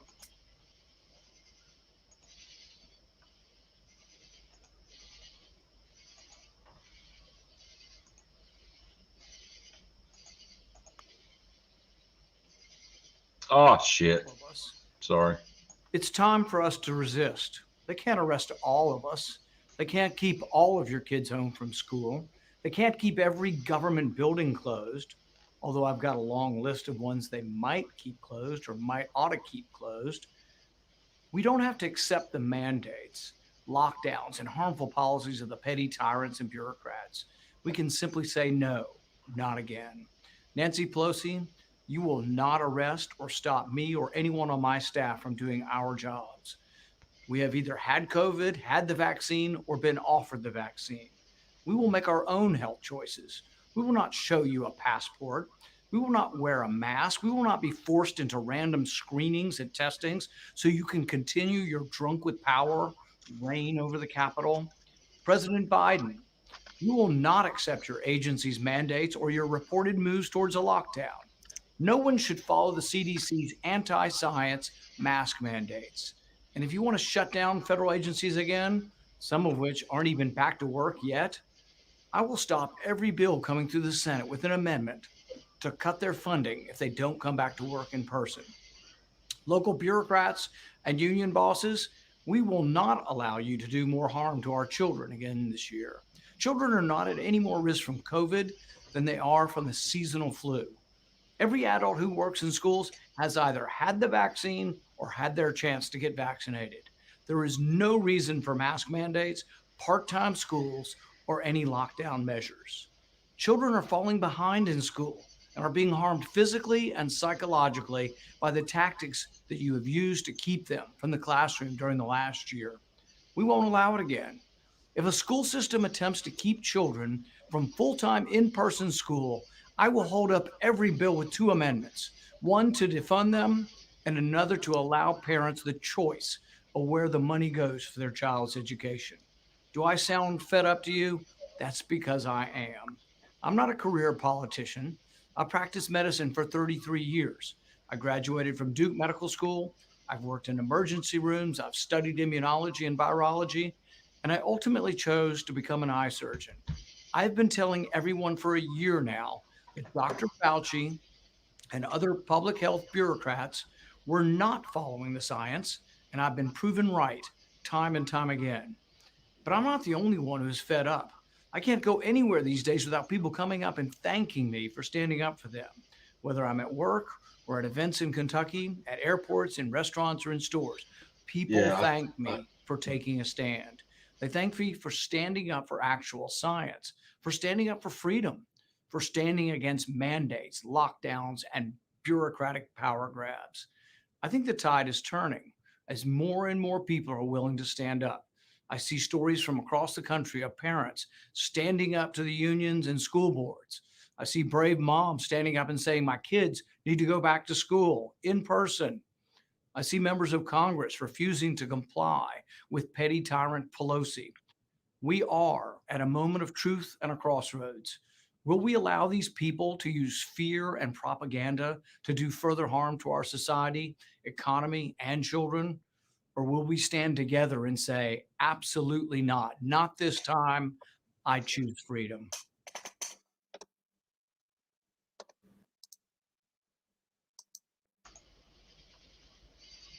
Where do you stand? Oh, shit. Where do you stand? Take in all this information. Where's it leading to? We could say, you going to stand up against it? Or you going to keep doing like we did last year and just be a bunch of fucking keyboard warriors? And that's what it proved to be. A bunch of keyboard warriors. Get out there, freaking petition your senators. Do something. We can't allow this to happen. Hell, I think Taylor said she was going to run for Congress. all of my officials are already red. Yeah, but you should. You're smart. Exactly. Sunrise said Thanks, you're Sunrise. smart enough.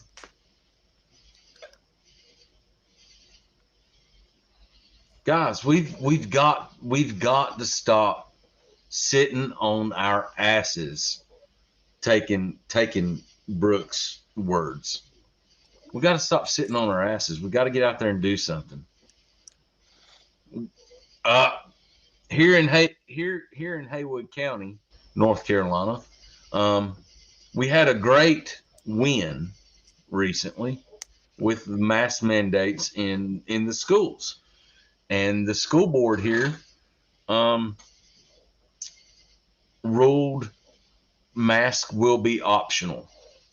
If you want to mask up, mask up. If you don't, don't. Your choice. Well, The mask was the reason they couldn't go. They couldn't breathe. right. The masks were the reason why my daughter could not go to school. She cannot breathe through them and she passes out. But here, just what, a day ago, 2 days ago, 2 days ago, they had another meeting that was not on the books to have. And it was a bunch of freaking libtards wanting to make the mask mandate in Haywood County universal. There's studies after studies after studies that prove that the masks do not do better. They actually harm people. They don't help nobody. And the thing, and I wish I had the article, but I don't. They found everything from streptococcus to influenza to there were a couple more. But the one thing they did not find in a mask that they actually tested with this, I don't remember how they did the test either, but they did not find COVID-19. That's actually what we were going to get into last Friday before they took the video down. Right. We got taken down for those who didn't know. That's why we're on the backup channel right now. We got taken down because they labeled us talking about the Spanish flu and they're forcing the mask, creating a larger population of suffrage was because of the mask, and they took us down for medical misinformation. But they told us that it was directly because we went against the WHO. We went against the Sad WHO. part is the WHO didn't have a damn thing to do with freaking Spanish flu. And all we were doing was stating facts from history. They took us down when I was reading something on the History Channel. Yes. Survival, the PCR test is crap. It cannot discern between flu or COVID. Just saying. You are right. For anyone that's here right now that's not on our normal channel, I do want to share so that you can go subscribe to the actual Port Chunkies channel, because the channel we're on right now is a backup. And we will be back up, what, Friday Yes, or Saturday? it's either Friday or Saturday. It's 7 days from the day that the instance happened. But this is our normal channel. It's just Porch Honkies, and it has the Hillbilly Patriot emblem on it. Hold on. Go over to About. What the hell? Go. No, that ain't right. Why ain't it coming? What the hell? Give me a second. Give me a second. Give me a second. Something ain't right there.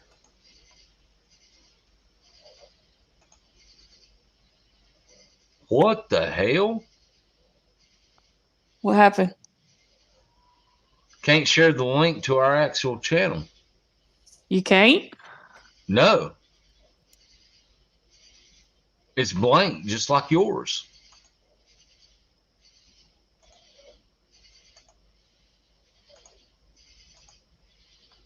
Huh. Well, let me try it on my phone. I just got it to share. Oh, did you get it? Okay, there you go. Where did you get it from? Copied and paste. From where? The Porch Honkies page. But see, usually if you go to About, it gives the link that you can copy and paste. I'm just... Oh, you just did a video, didn't you? No, I just highlighted the URL. Oh, okay, I got you. All right. So, but yeah, we will be back up. We will be back up this weekend. I don't know if I remember the topic for this weekend. Do you? Friday we don't really have a topic. We're gonna try something that's new. right. We're not telling each other what I'm pulling 3 articles. It's 3 articles or videos, up to 10 minutes. And he's pulling 3, and we're just going to take turns showing each other what we pulled. And it doesn't have to deal with necessarily today's current events. It could be something from 100 years ago. It could be something planned or anticipated in the future. It could be something that happened at any period of time in history. And oh, did you want to show that from the Gateway Pundit? Yeah, let's go ahead and show that. Okay, hold on a second. I got it in my email.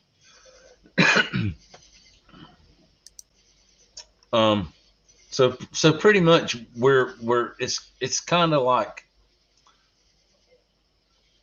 I don't know.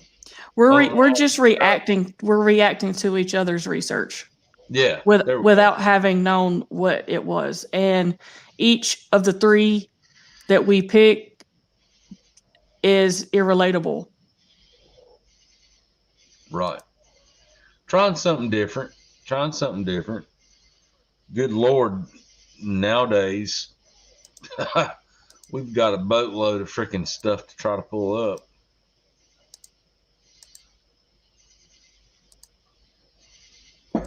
This is the Gateway Pundit, and breaking exclusive: Chinese Communist Party cadre may already be in place in the U.S. for a planned takeover. And this was put out today.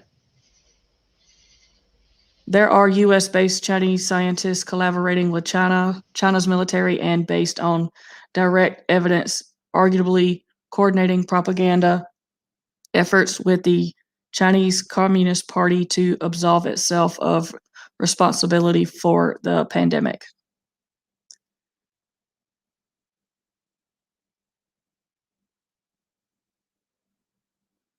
Is that it?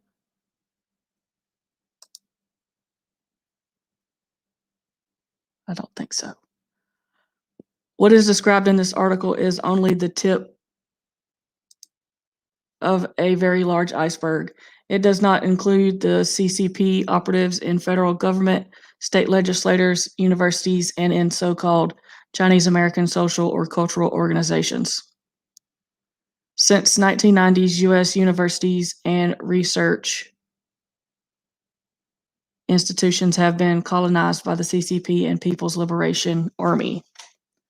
Scientists.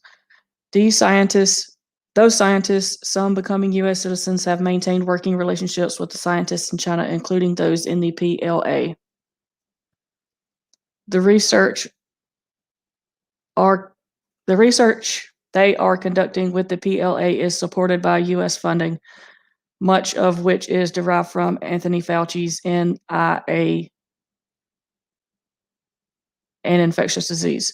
The activities of Chinese scientists based in the U.S. have gone beyond research collaboration with counterparts in China and now appear to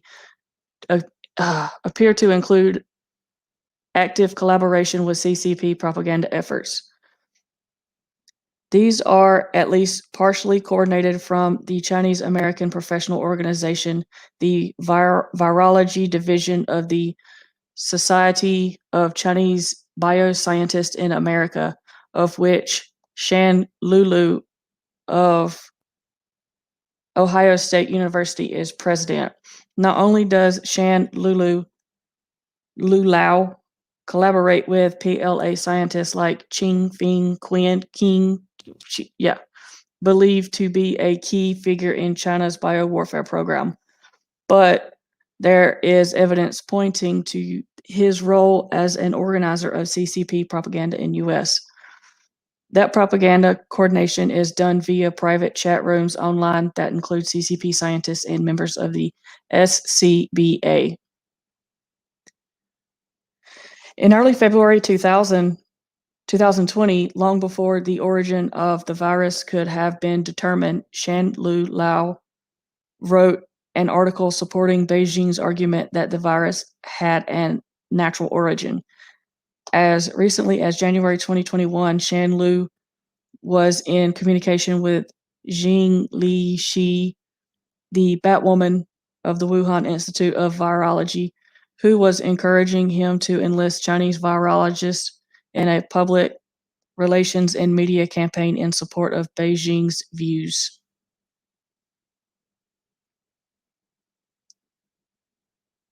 Another author on the February 2020 article supporting the CCP contention that the virus was naturally occurring was Lishan Su of the University of North Carolina, who also has extensive research collaboration with PLA.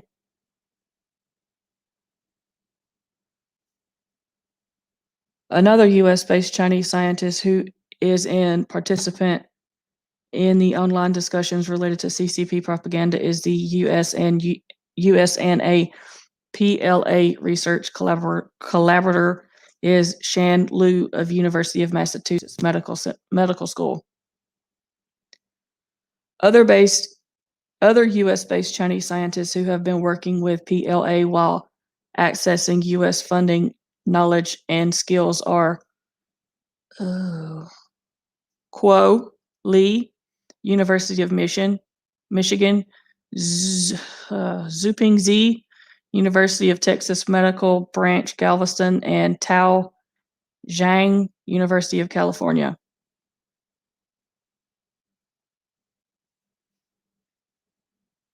The extensive infiltration of U.S. research programs and other critical U.S. institutions poses a grave national security threat, but one that remains unaddressed by the U.S. government.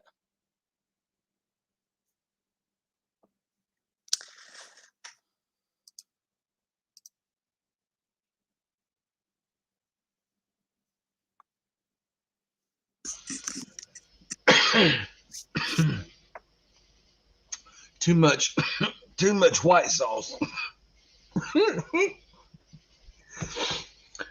Oh, and if y'all haven't tried the Alabama white sauce, oh my God, y'all got to. All right. So Chinese infiltration. Has anybody ever paid attention and saw in the news that China is actually, they've got troops training with Canada? Has anybody seen that? There's also some on the Mexico side of the border. Oh, I was going to get to that. Oh, my bad. Okay, and does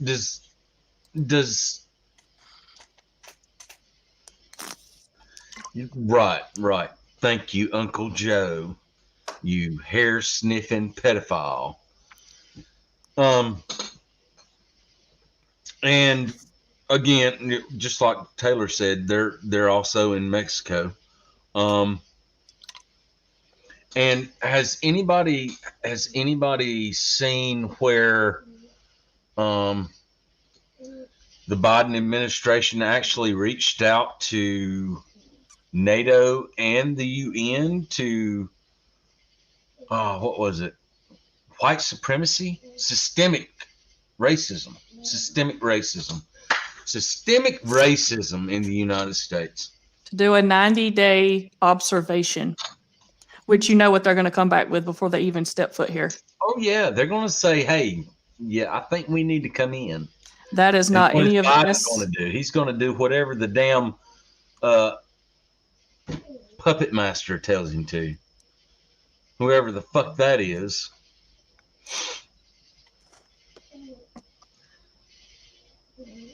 Our country's becoming a shithole, people. What? Check your text message. Who?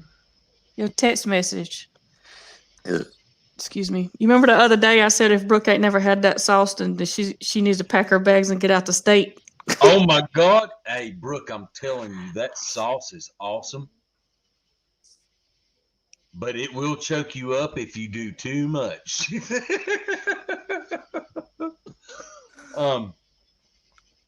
Our country's becoming a shithole. And sadly, we the people are allowing it to happen. So again, hell, I beg, do what you can do. Talk to your senators, talk to your representatives, go to your school boards. Hell, go to your city council meetings. I mean, go to them. Be a voice for the American people.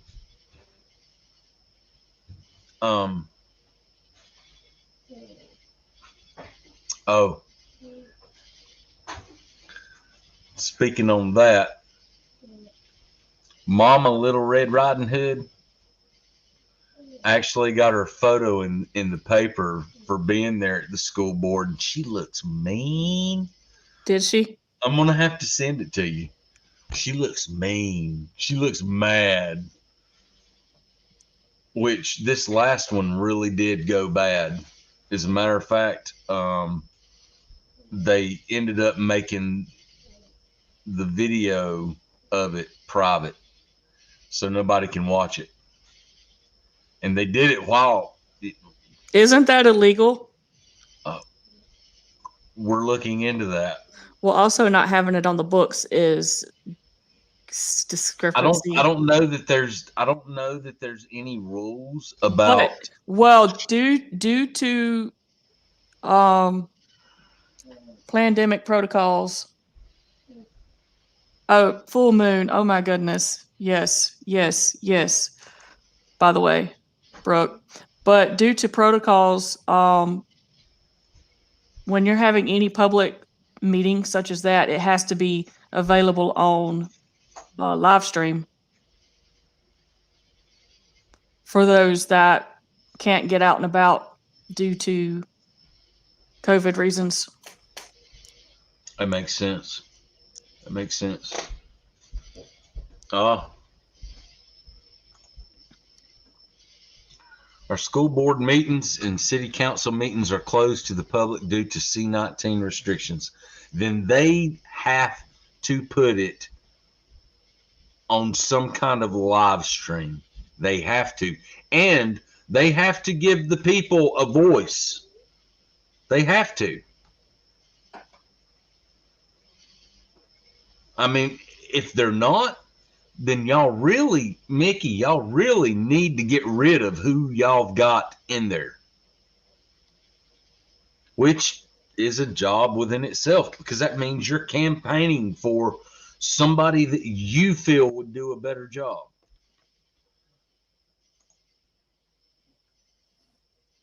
I'm gonna agree with Jeffrey Prather. We are not in a kinetic war. We're not in a physical war. What we're in right now is a cyber war. And it needs physical. It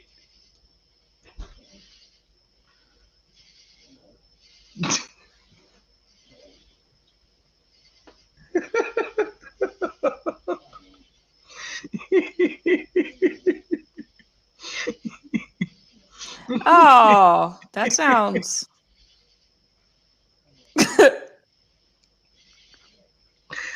I'm sorry, Jen. I'm sorry. Oh shit, sis, you know how I am. Yeah, cricket. Yeah, I get if I'm on a thought and I get sidetracked, I'll lose the actual thought. Oh my God, and I lost it. It's gone. What the hell, man? Damn it, Bob. What?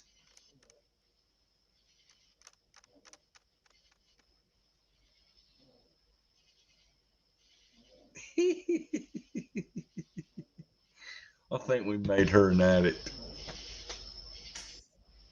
I seen where she posted on the Kaneka web or fan page, and that looked good. It looked good, and you never did tell us how it turned out, Brooke.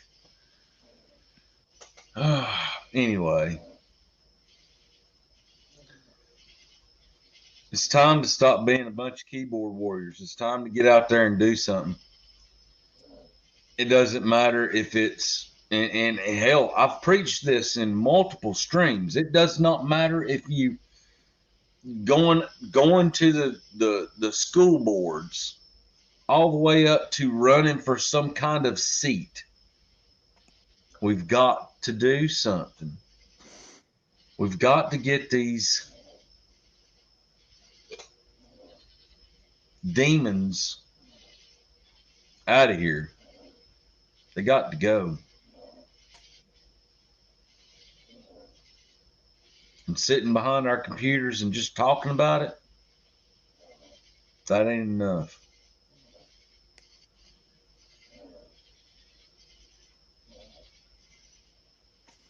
Rant over.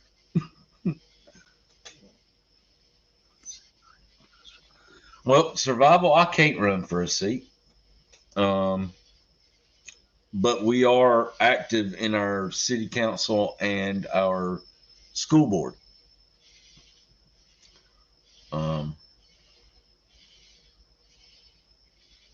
Taylor's going to run for Congress.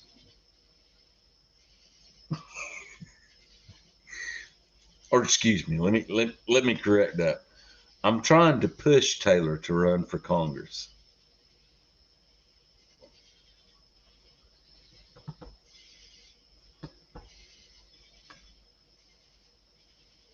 Have you seen my congressman?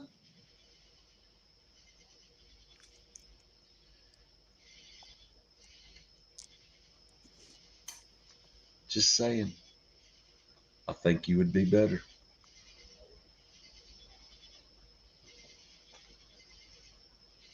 Yes, Brooke, for real. Taylor, how long have I been talking to you about this? A couple days. How much research did we do behind it together? A good bit. Yeah, a lot. But I'm serious. I truly believe Taylor has what it takes to be a great representative.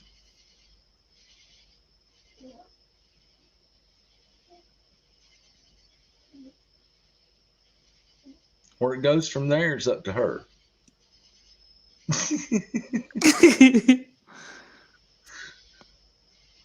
Actually, I promised her I would not be her manager. Absolutely, Brooke. She's got my vote. Well, I can't vote because it's but well, she's got my support. Brooke is in Alabama. Yeah.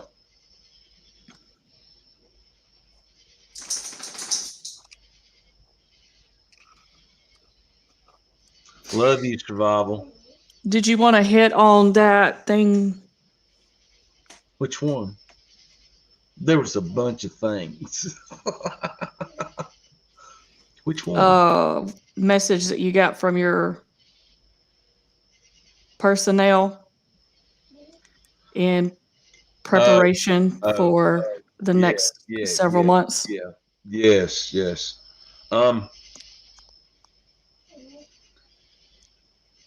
A buddy of mine got a phone call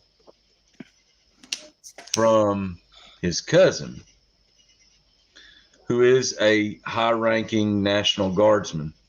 And the only thing that he would tell him is, can't say much,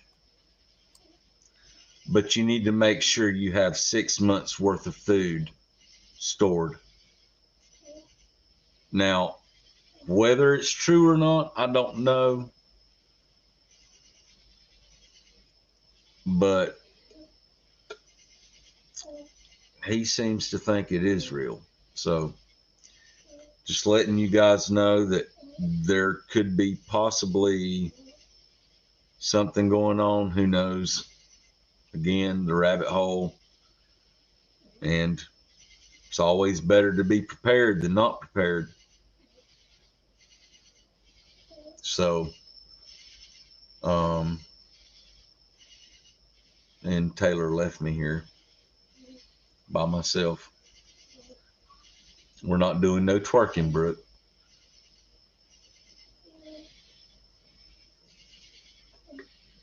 So yeah, guys, it doesn't matter.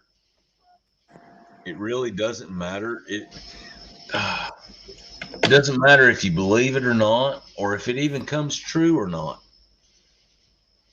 We spend thousands upon thousands of dollars for homeowners insurance, health insurance, life insurance, car insurance. Hell, some of us even got insurance on our animals, our pets.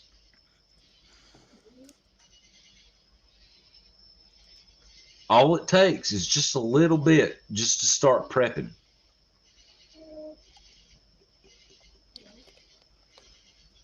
If you don't have a vacuum sealer, freaking can it.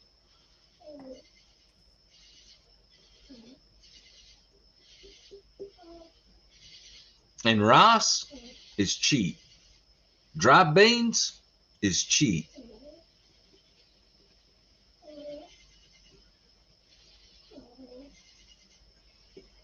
And always make sure you got a lighter, just in case the electricity or the gas lines go down.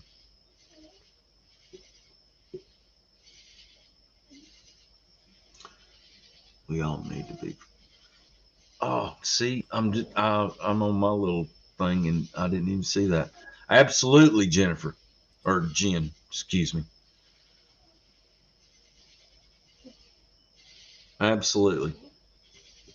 You can get some ramen. You can get some Chef Boyardee. I know them Chef Boyardee cans stuck up for at least 2 to 3 years. Yes. Vienna weenies. Yes. You can get them Canned hams. Them pre-made beanie weenies. Canned hams, canned roast beef. I mean, you can get all your meats. Hell, fire. You can even get your water that'll last you years that's canned. That's just expensive. It is expensive, but you didn't believe me either. For a 12-pack, what was it, $28? 20, yeah, almost $30.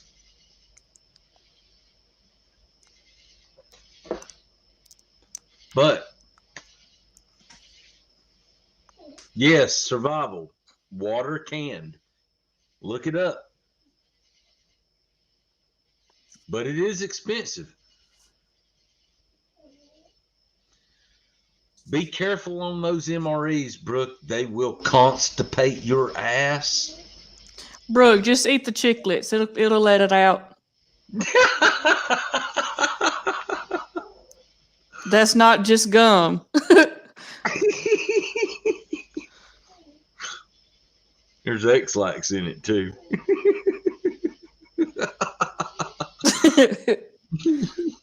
That's why I still got a big old pile of them. Oh my God.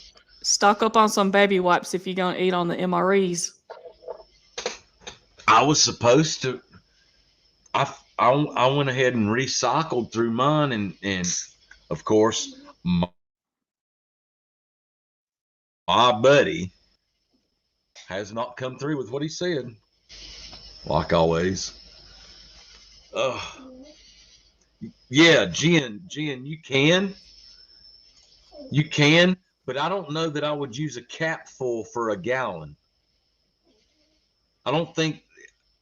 I'll have to look it up for the exact measurement for it, but I don't think I would use a capful. I don't believe I've ever seen where you would use that amount.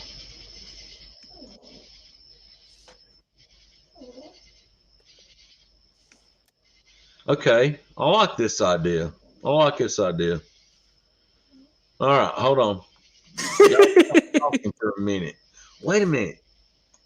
All right, so here's what Survival's saying. Let's just go down the line. Call out the best things to prepare for. And Survival says immediately, baby wipes, because he's got that soft bottom. And then Survival says soap. Huh. Yeah, well, you know Taylor said that, not me. Although it's good for the first aid kit. SHTF situation, I would much rather have tampons than not. You know why?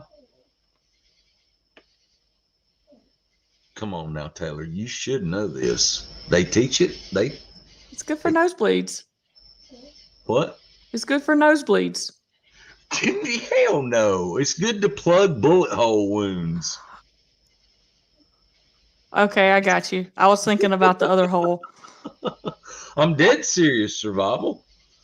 I am dead serious. Angry Conservative says proteins. Yep. Jen, are you serious? Yeah, and Survival's with us. Seriously?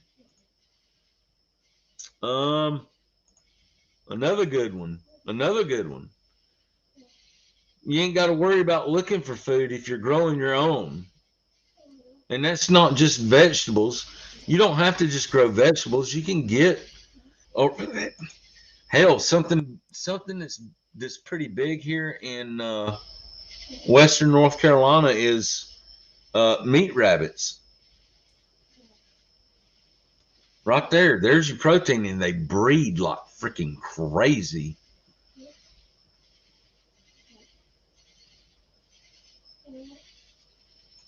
Jennifer, you sound like you know. I had to put one in my nose from a soccer game before. Somebody smack you with their foot. No, it was an elbow. Oh, an elbow. Slender.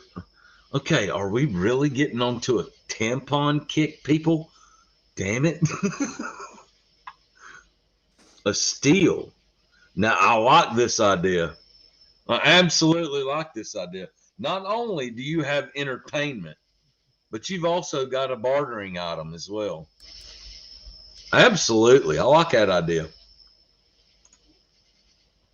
You got moonshine, you got all kinds of stuff.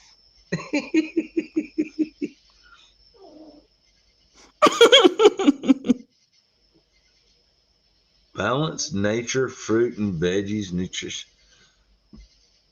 Oh my goodness. That's actually a really good one. That's if you But, can't get. I mean, That's if you can't get fresh fruit. Right. Because if you're eating rice and beans and Chef Boyardee's and potted meats, you're gonna be filling up on high carbs and.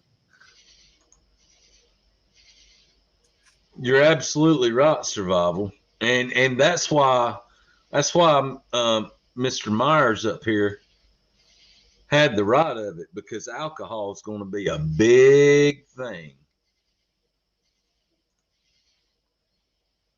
for many different reasons. Hell, you could do like me and just get fucked up, but I mean, you can use it for a antiseptic. There's a lot of things you can use it for. Rock and Rye is great for freaking colds and such. So, I mean, it'd be a great bartering item. Animals. Wait a minute. Hey, you all know. Hold on. I got to read it over here. It's too small over there. Sterile items if you need in an emergency. Newspaper, and yes, go into sterile. I'm going to let you have this one. What?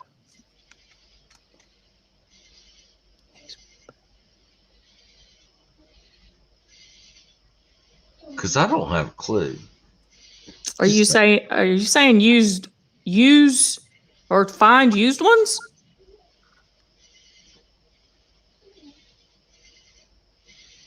I don't understand what she's saying. But then again, we're still on tampons. But I love you guys.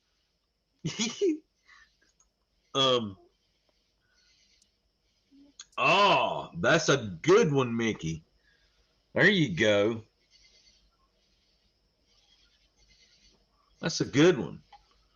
That goes into your medical.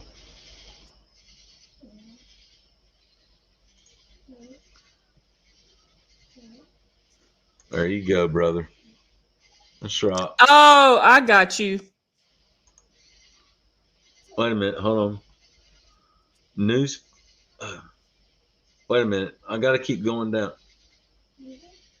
Angry conservatives saying something, that I already said.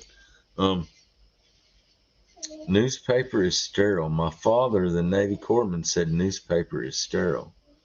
Okay. She's talking about the machines where you can put like 25, 50 cent in and Where get the them. hell are those anymore? And they're in the female bathrooms. What are you talking about? That's A payphone? discrimination. Where the hell is the ones in the men's? Do y'all use tampons or pads? She's saying newspaper. No, newspaper is sterile. But then she said if you go into female restrooms and they have those machines where you can buy a single tampon for like 50 cents. Oh, seeing the men's is condoms. Yeah, we don't have that. Well, actually, some female bathrooms have those. Which, hey, shit hits the fan, you very well might need some condoms. Not everybody. Anyway, okay, let's get off the tampons, please, ladies, please. I'm begging. Melatonin. Oh my God. Oh shit. Wrong one. A shitload of melatonin. I agree with that too, because you know how hard, if the shit hits the fan, you know how hard it's going to be to go to sleep. It's going to be hard. I mean, hell, I probably wouldn't. I'd probably sleep during the day, but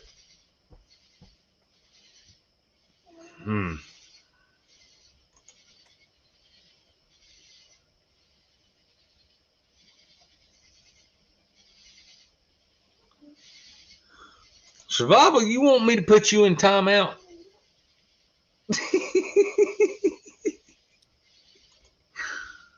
No, Jen. No. Wait a minute. No, they don't. You're right. You're absolutely right. And tampons have extra benefits. Condoms have None. One. none. One.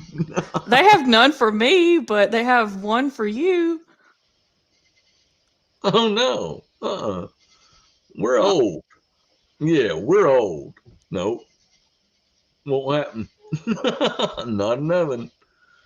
Two's enough. All right, where are we at? Main strength. Don't know what that's going for. Oh, there you go. Again, another good one, Mickey.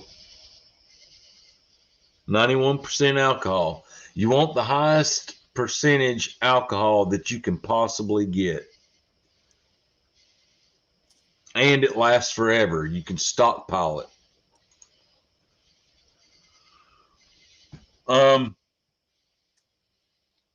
Here's one of my recommendations. The number one thing that at this point in time before SHTF, what I would actually get is what, Taylor? What's what? First thing that I would get. You know. Beer. No. What's the first thing I would get for SHTF? Your bag? No. Your bag? Vacuum sealer. Vacuum sealer. Vacuum sealer.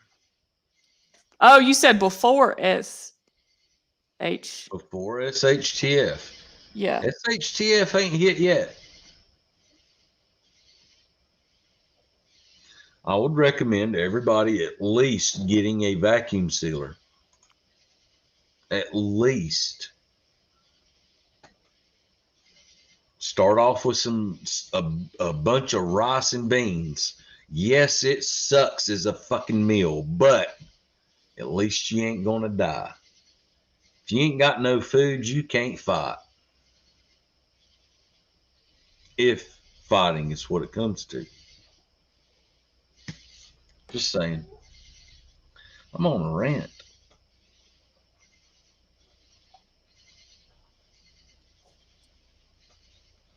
Oh, yes. Oh, my God. She's getting me on something else. Oh, wrong thing. Hold on. But I want to read that first. Vacuum bags can be used as exactly. It can. Yes.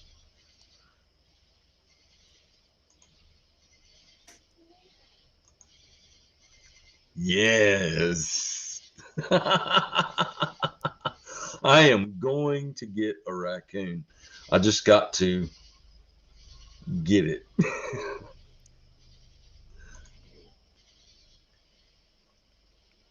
I'm going to try to talk Taylor into getting one too. You wouldn't want no raccoon around here. My animals are wild. Mine don't just lay around all day. It can't be that wild. They wild. That raccoon to put them in a place. I would not want to see the raccoon and my Holly square up.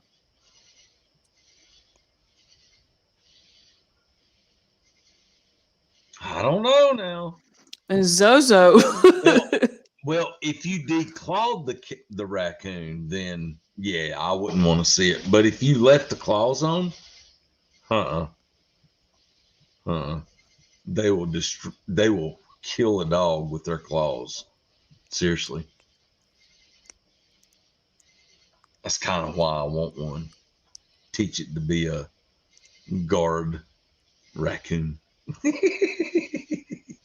that drinks beer with me when I'm wanting to hang out on the porch. Well, Hey, Christina.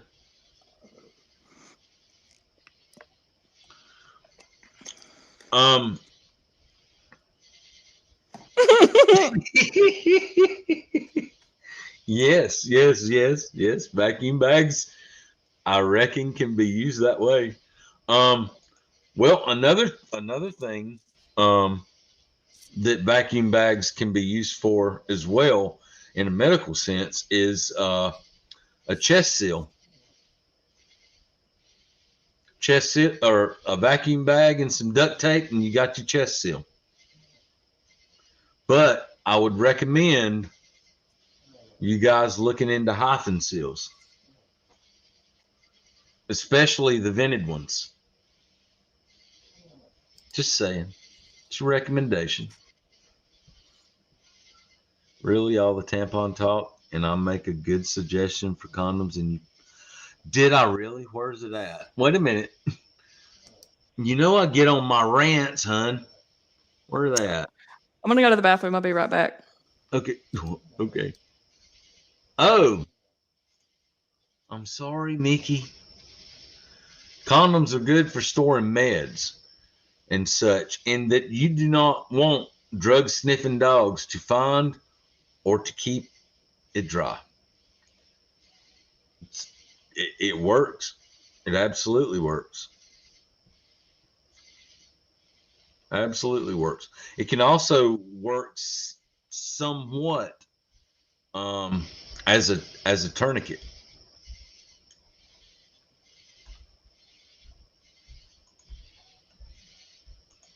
I don't know why, Mickey, your statement made me think of tourniquet, but it did.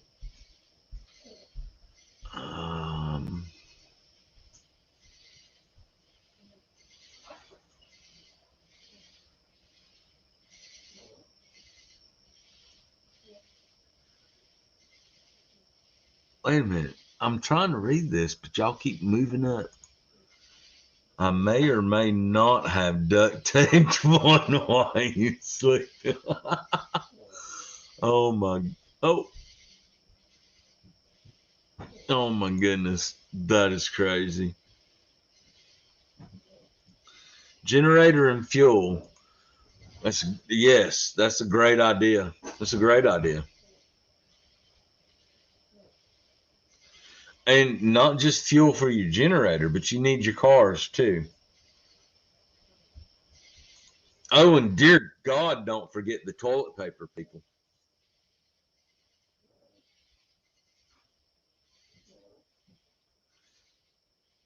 Saran wrap does work good too, Jen. As a matter of fact, people that have MREs, the MRE bags work really good as well.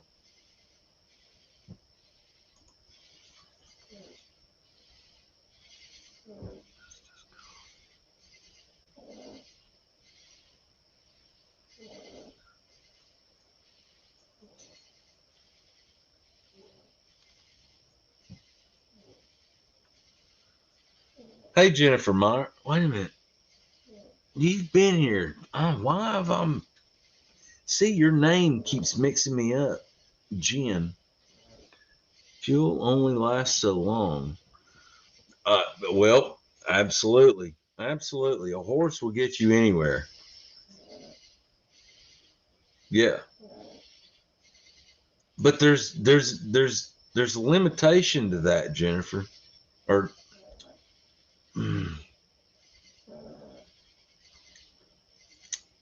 there's a limitation. You got to have the land to keep the horses on.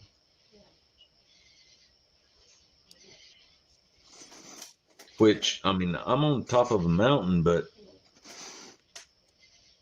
when you're at the very top, there's not a lot of land there. Cotton. Get bolts of cotton from fabric store, multiple uses.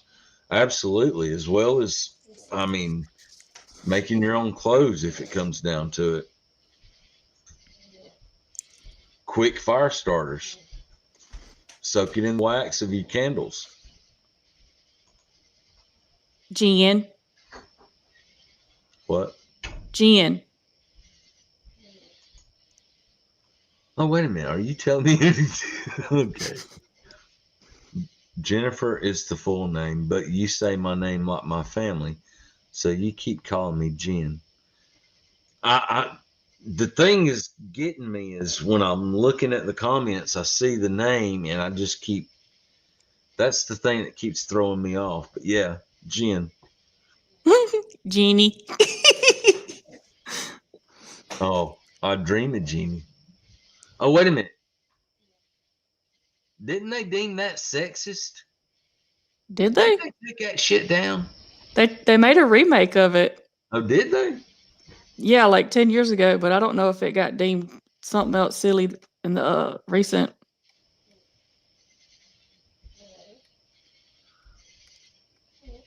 What's that, Jen? You said you dream of Jeannie. Oh. I don't know. I was just kidding. Or maybe that you, is it both of us or just you sound like her family? Sounds like her what? Remember she said that she grew up in the South. Oh yeah, and the way that they say it. See, that's like me. All right, everybody here. Let's see how many people's watching. Yeah, I'm pretty sure everybody here already knows me. I'm Brian, Brian, Brian, like pickle Brian. Welcome to the South, motherfuckers. Oh yeah, she did have a tragic event today. Oh. You didn't see it earlier? No, I didn't. I haven't been on Discord. Hold on, I'll text you. All right. Jen, you know we love you.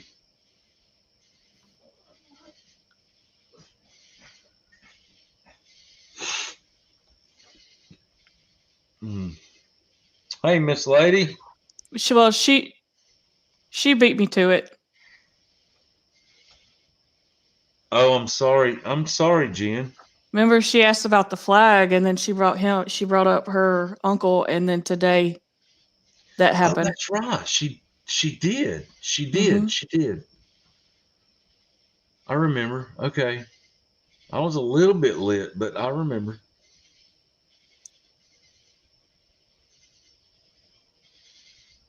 Well, you know what, Jen? The good thing is we've got a very supportive community, and we're all here for each other, no matter what it is. Right? It's the only way we're going to make it through this shithole.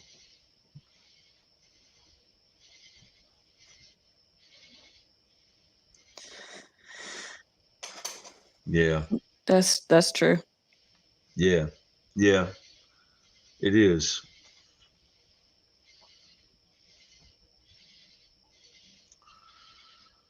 So,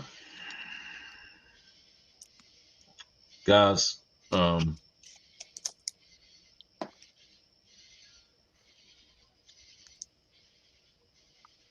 wait a minute. I want to share something. I want to share something because it makes sense. It, honest to God, makes sense. I shared it on, I think, Facebook. I might have done it on Discord too.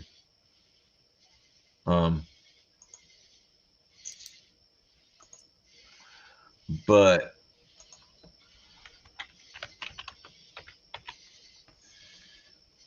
it makes perfect sense in the world that we're living today.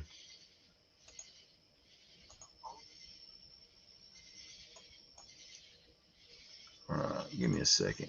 I'm working on it.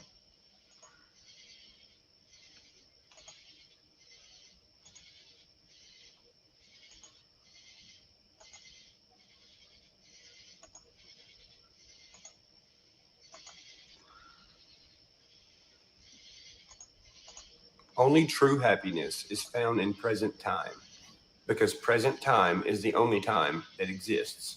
He's on drugs. He's on drugs. Shut up and listen. Just listen, okay? When it comes to decision making, let's say something bad's about to happen and you have no idea, but you just got this weird feeling, right? It's your gut instinct that comes pretty instantly. We don't really know what it is. We just feel it, right? But we only feel it in present time. It's with us in present time our entire life. So let's say that person does get that gut feeling at that present time. Okay. Then whatever happens, happens. When that does happen, that is now in present time. So in present time, your body told you something about something that would happen in present time. So if this was going to happen in the future, it would never happen because you would never get there. But if it does actually happen, it's happening in your present time, which is the only time that exists and the only time that matters. For instance, if you are a person in present time, wishing in present time that you had a better life at present time, you're not going to be dwelling on the past because the past is going to alter your present and taking away from what you could be doing in the present.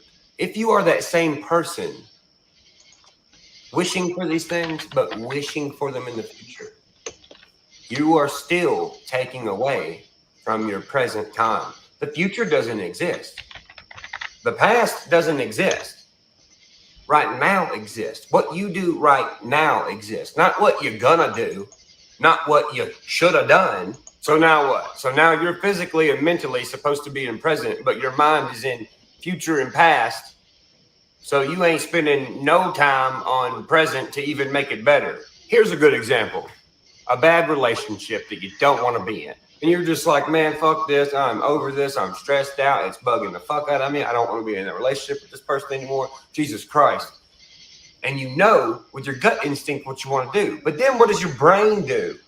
Your brain goes, oh, well, I've been with this person for X amount of years. And you start thinking about the past.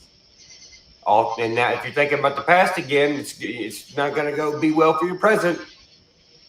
Or if you're like, oh, crap. Well, if I break up with this person, well, what's going to happen to him in the future? You're not thinking about the present no more, okay? You got to focus on you to make you better. You can't be focusing on someone else. Someone else has to do the same exact thing you're doing in their present time. You can't be worried about what's going to happen to them. What's going to happen to them is what's going to happen to them anyway. That other person has to clean up their present time. Because if you notice, if the other person's being a crazy asshole and stalking you and all this other shit, what is that person doing?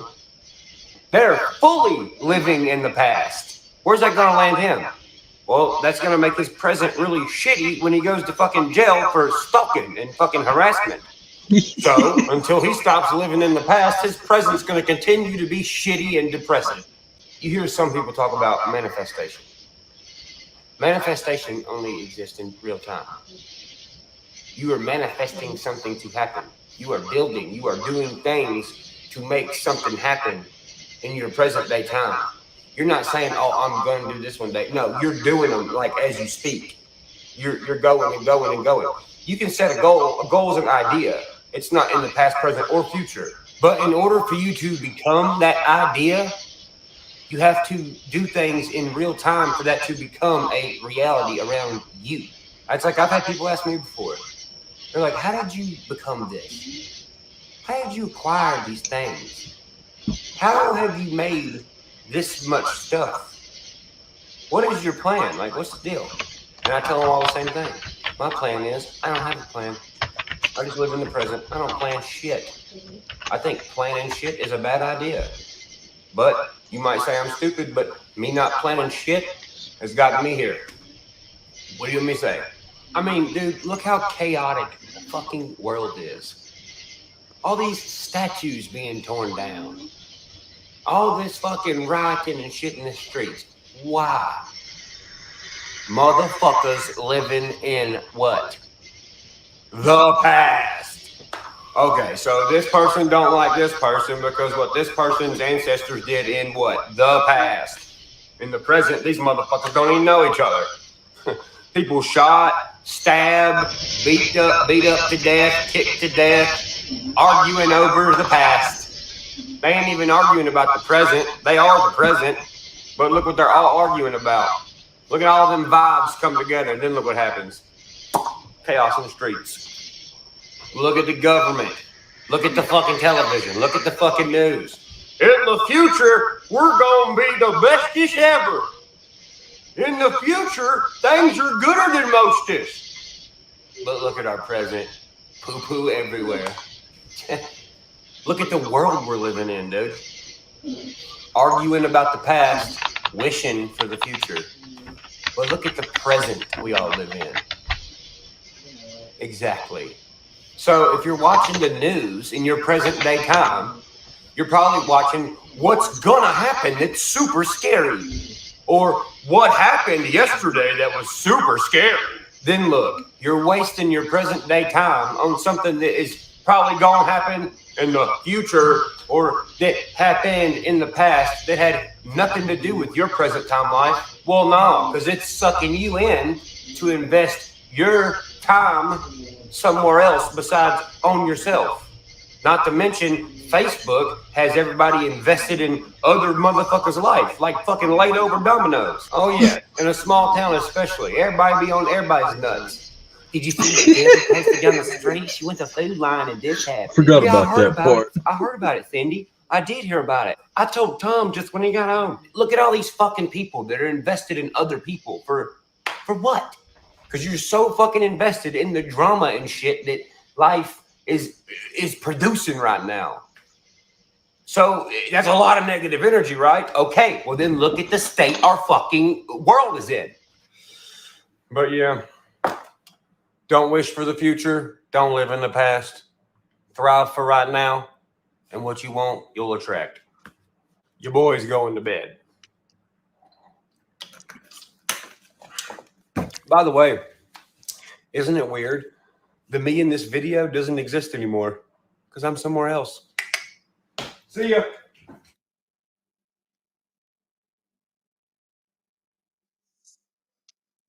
Yeah, that was pretty good, huh?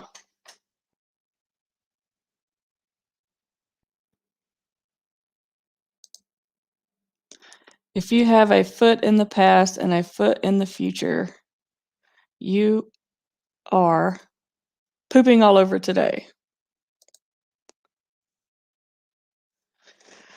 I don't know where Hillbilly went, and I don't know how much longer he plans to stay on, but I do appreciate all y'all coming by. Is there anything else that y'all would like to discuss before we do jump off?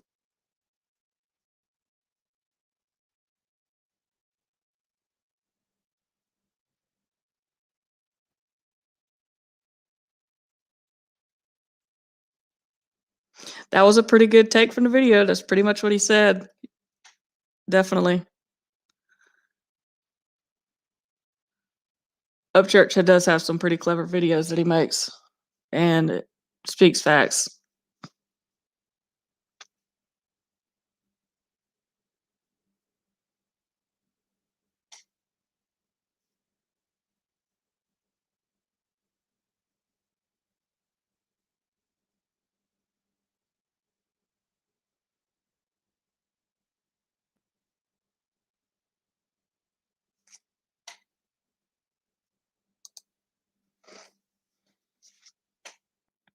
Absolutely.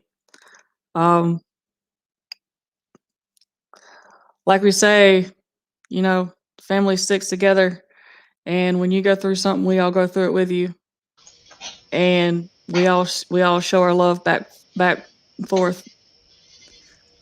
Absolutely. We're family. We're family. Damn near all of us have been here, what, a year now together? A hot minute. Yeah.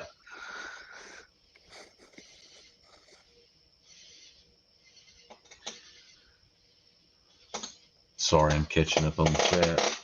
I had to let Sammy out.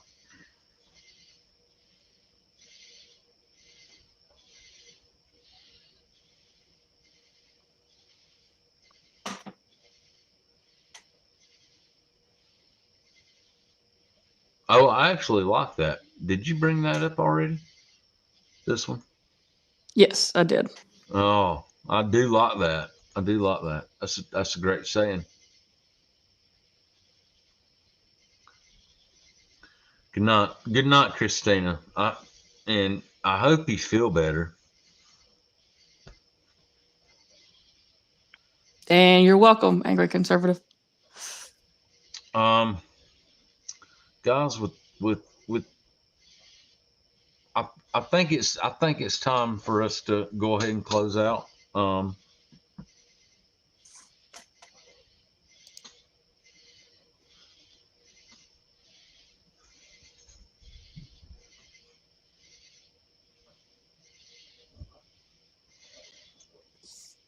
Much love, Jen. Much love. It's and it's not just freaking air. It's heartfelt. We really do. We really do care about this community that we've got here.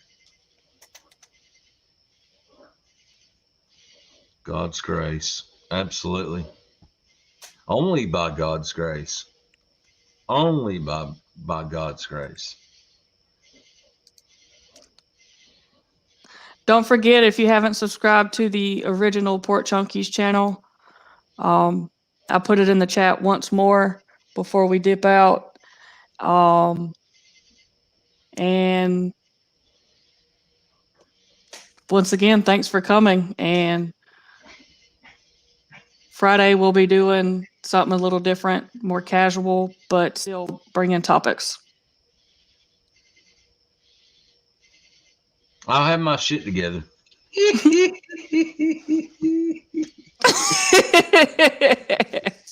Which never ever happens. But all right. Yeah. Guys, thanks. Thanks for all you guys for watching. We truly try to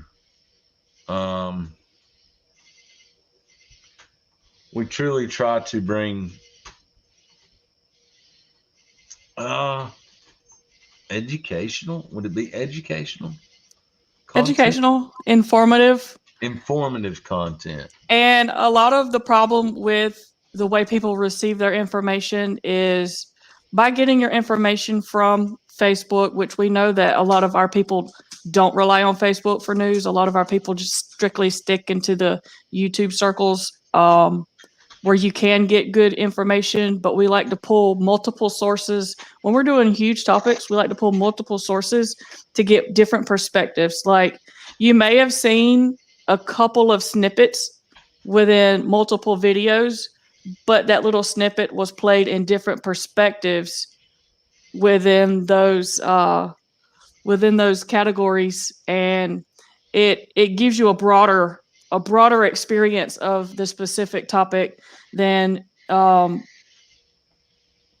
just what. There's nothing wrong with people that stream and have one article and make a stream off of it, but it's nice to know that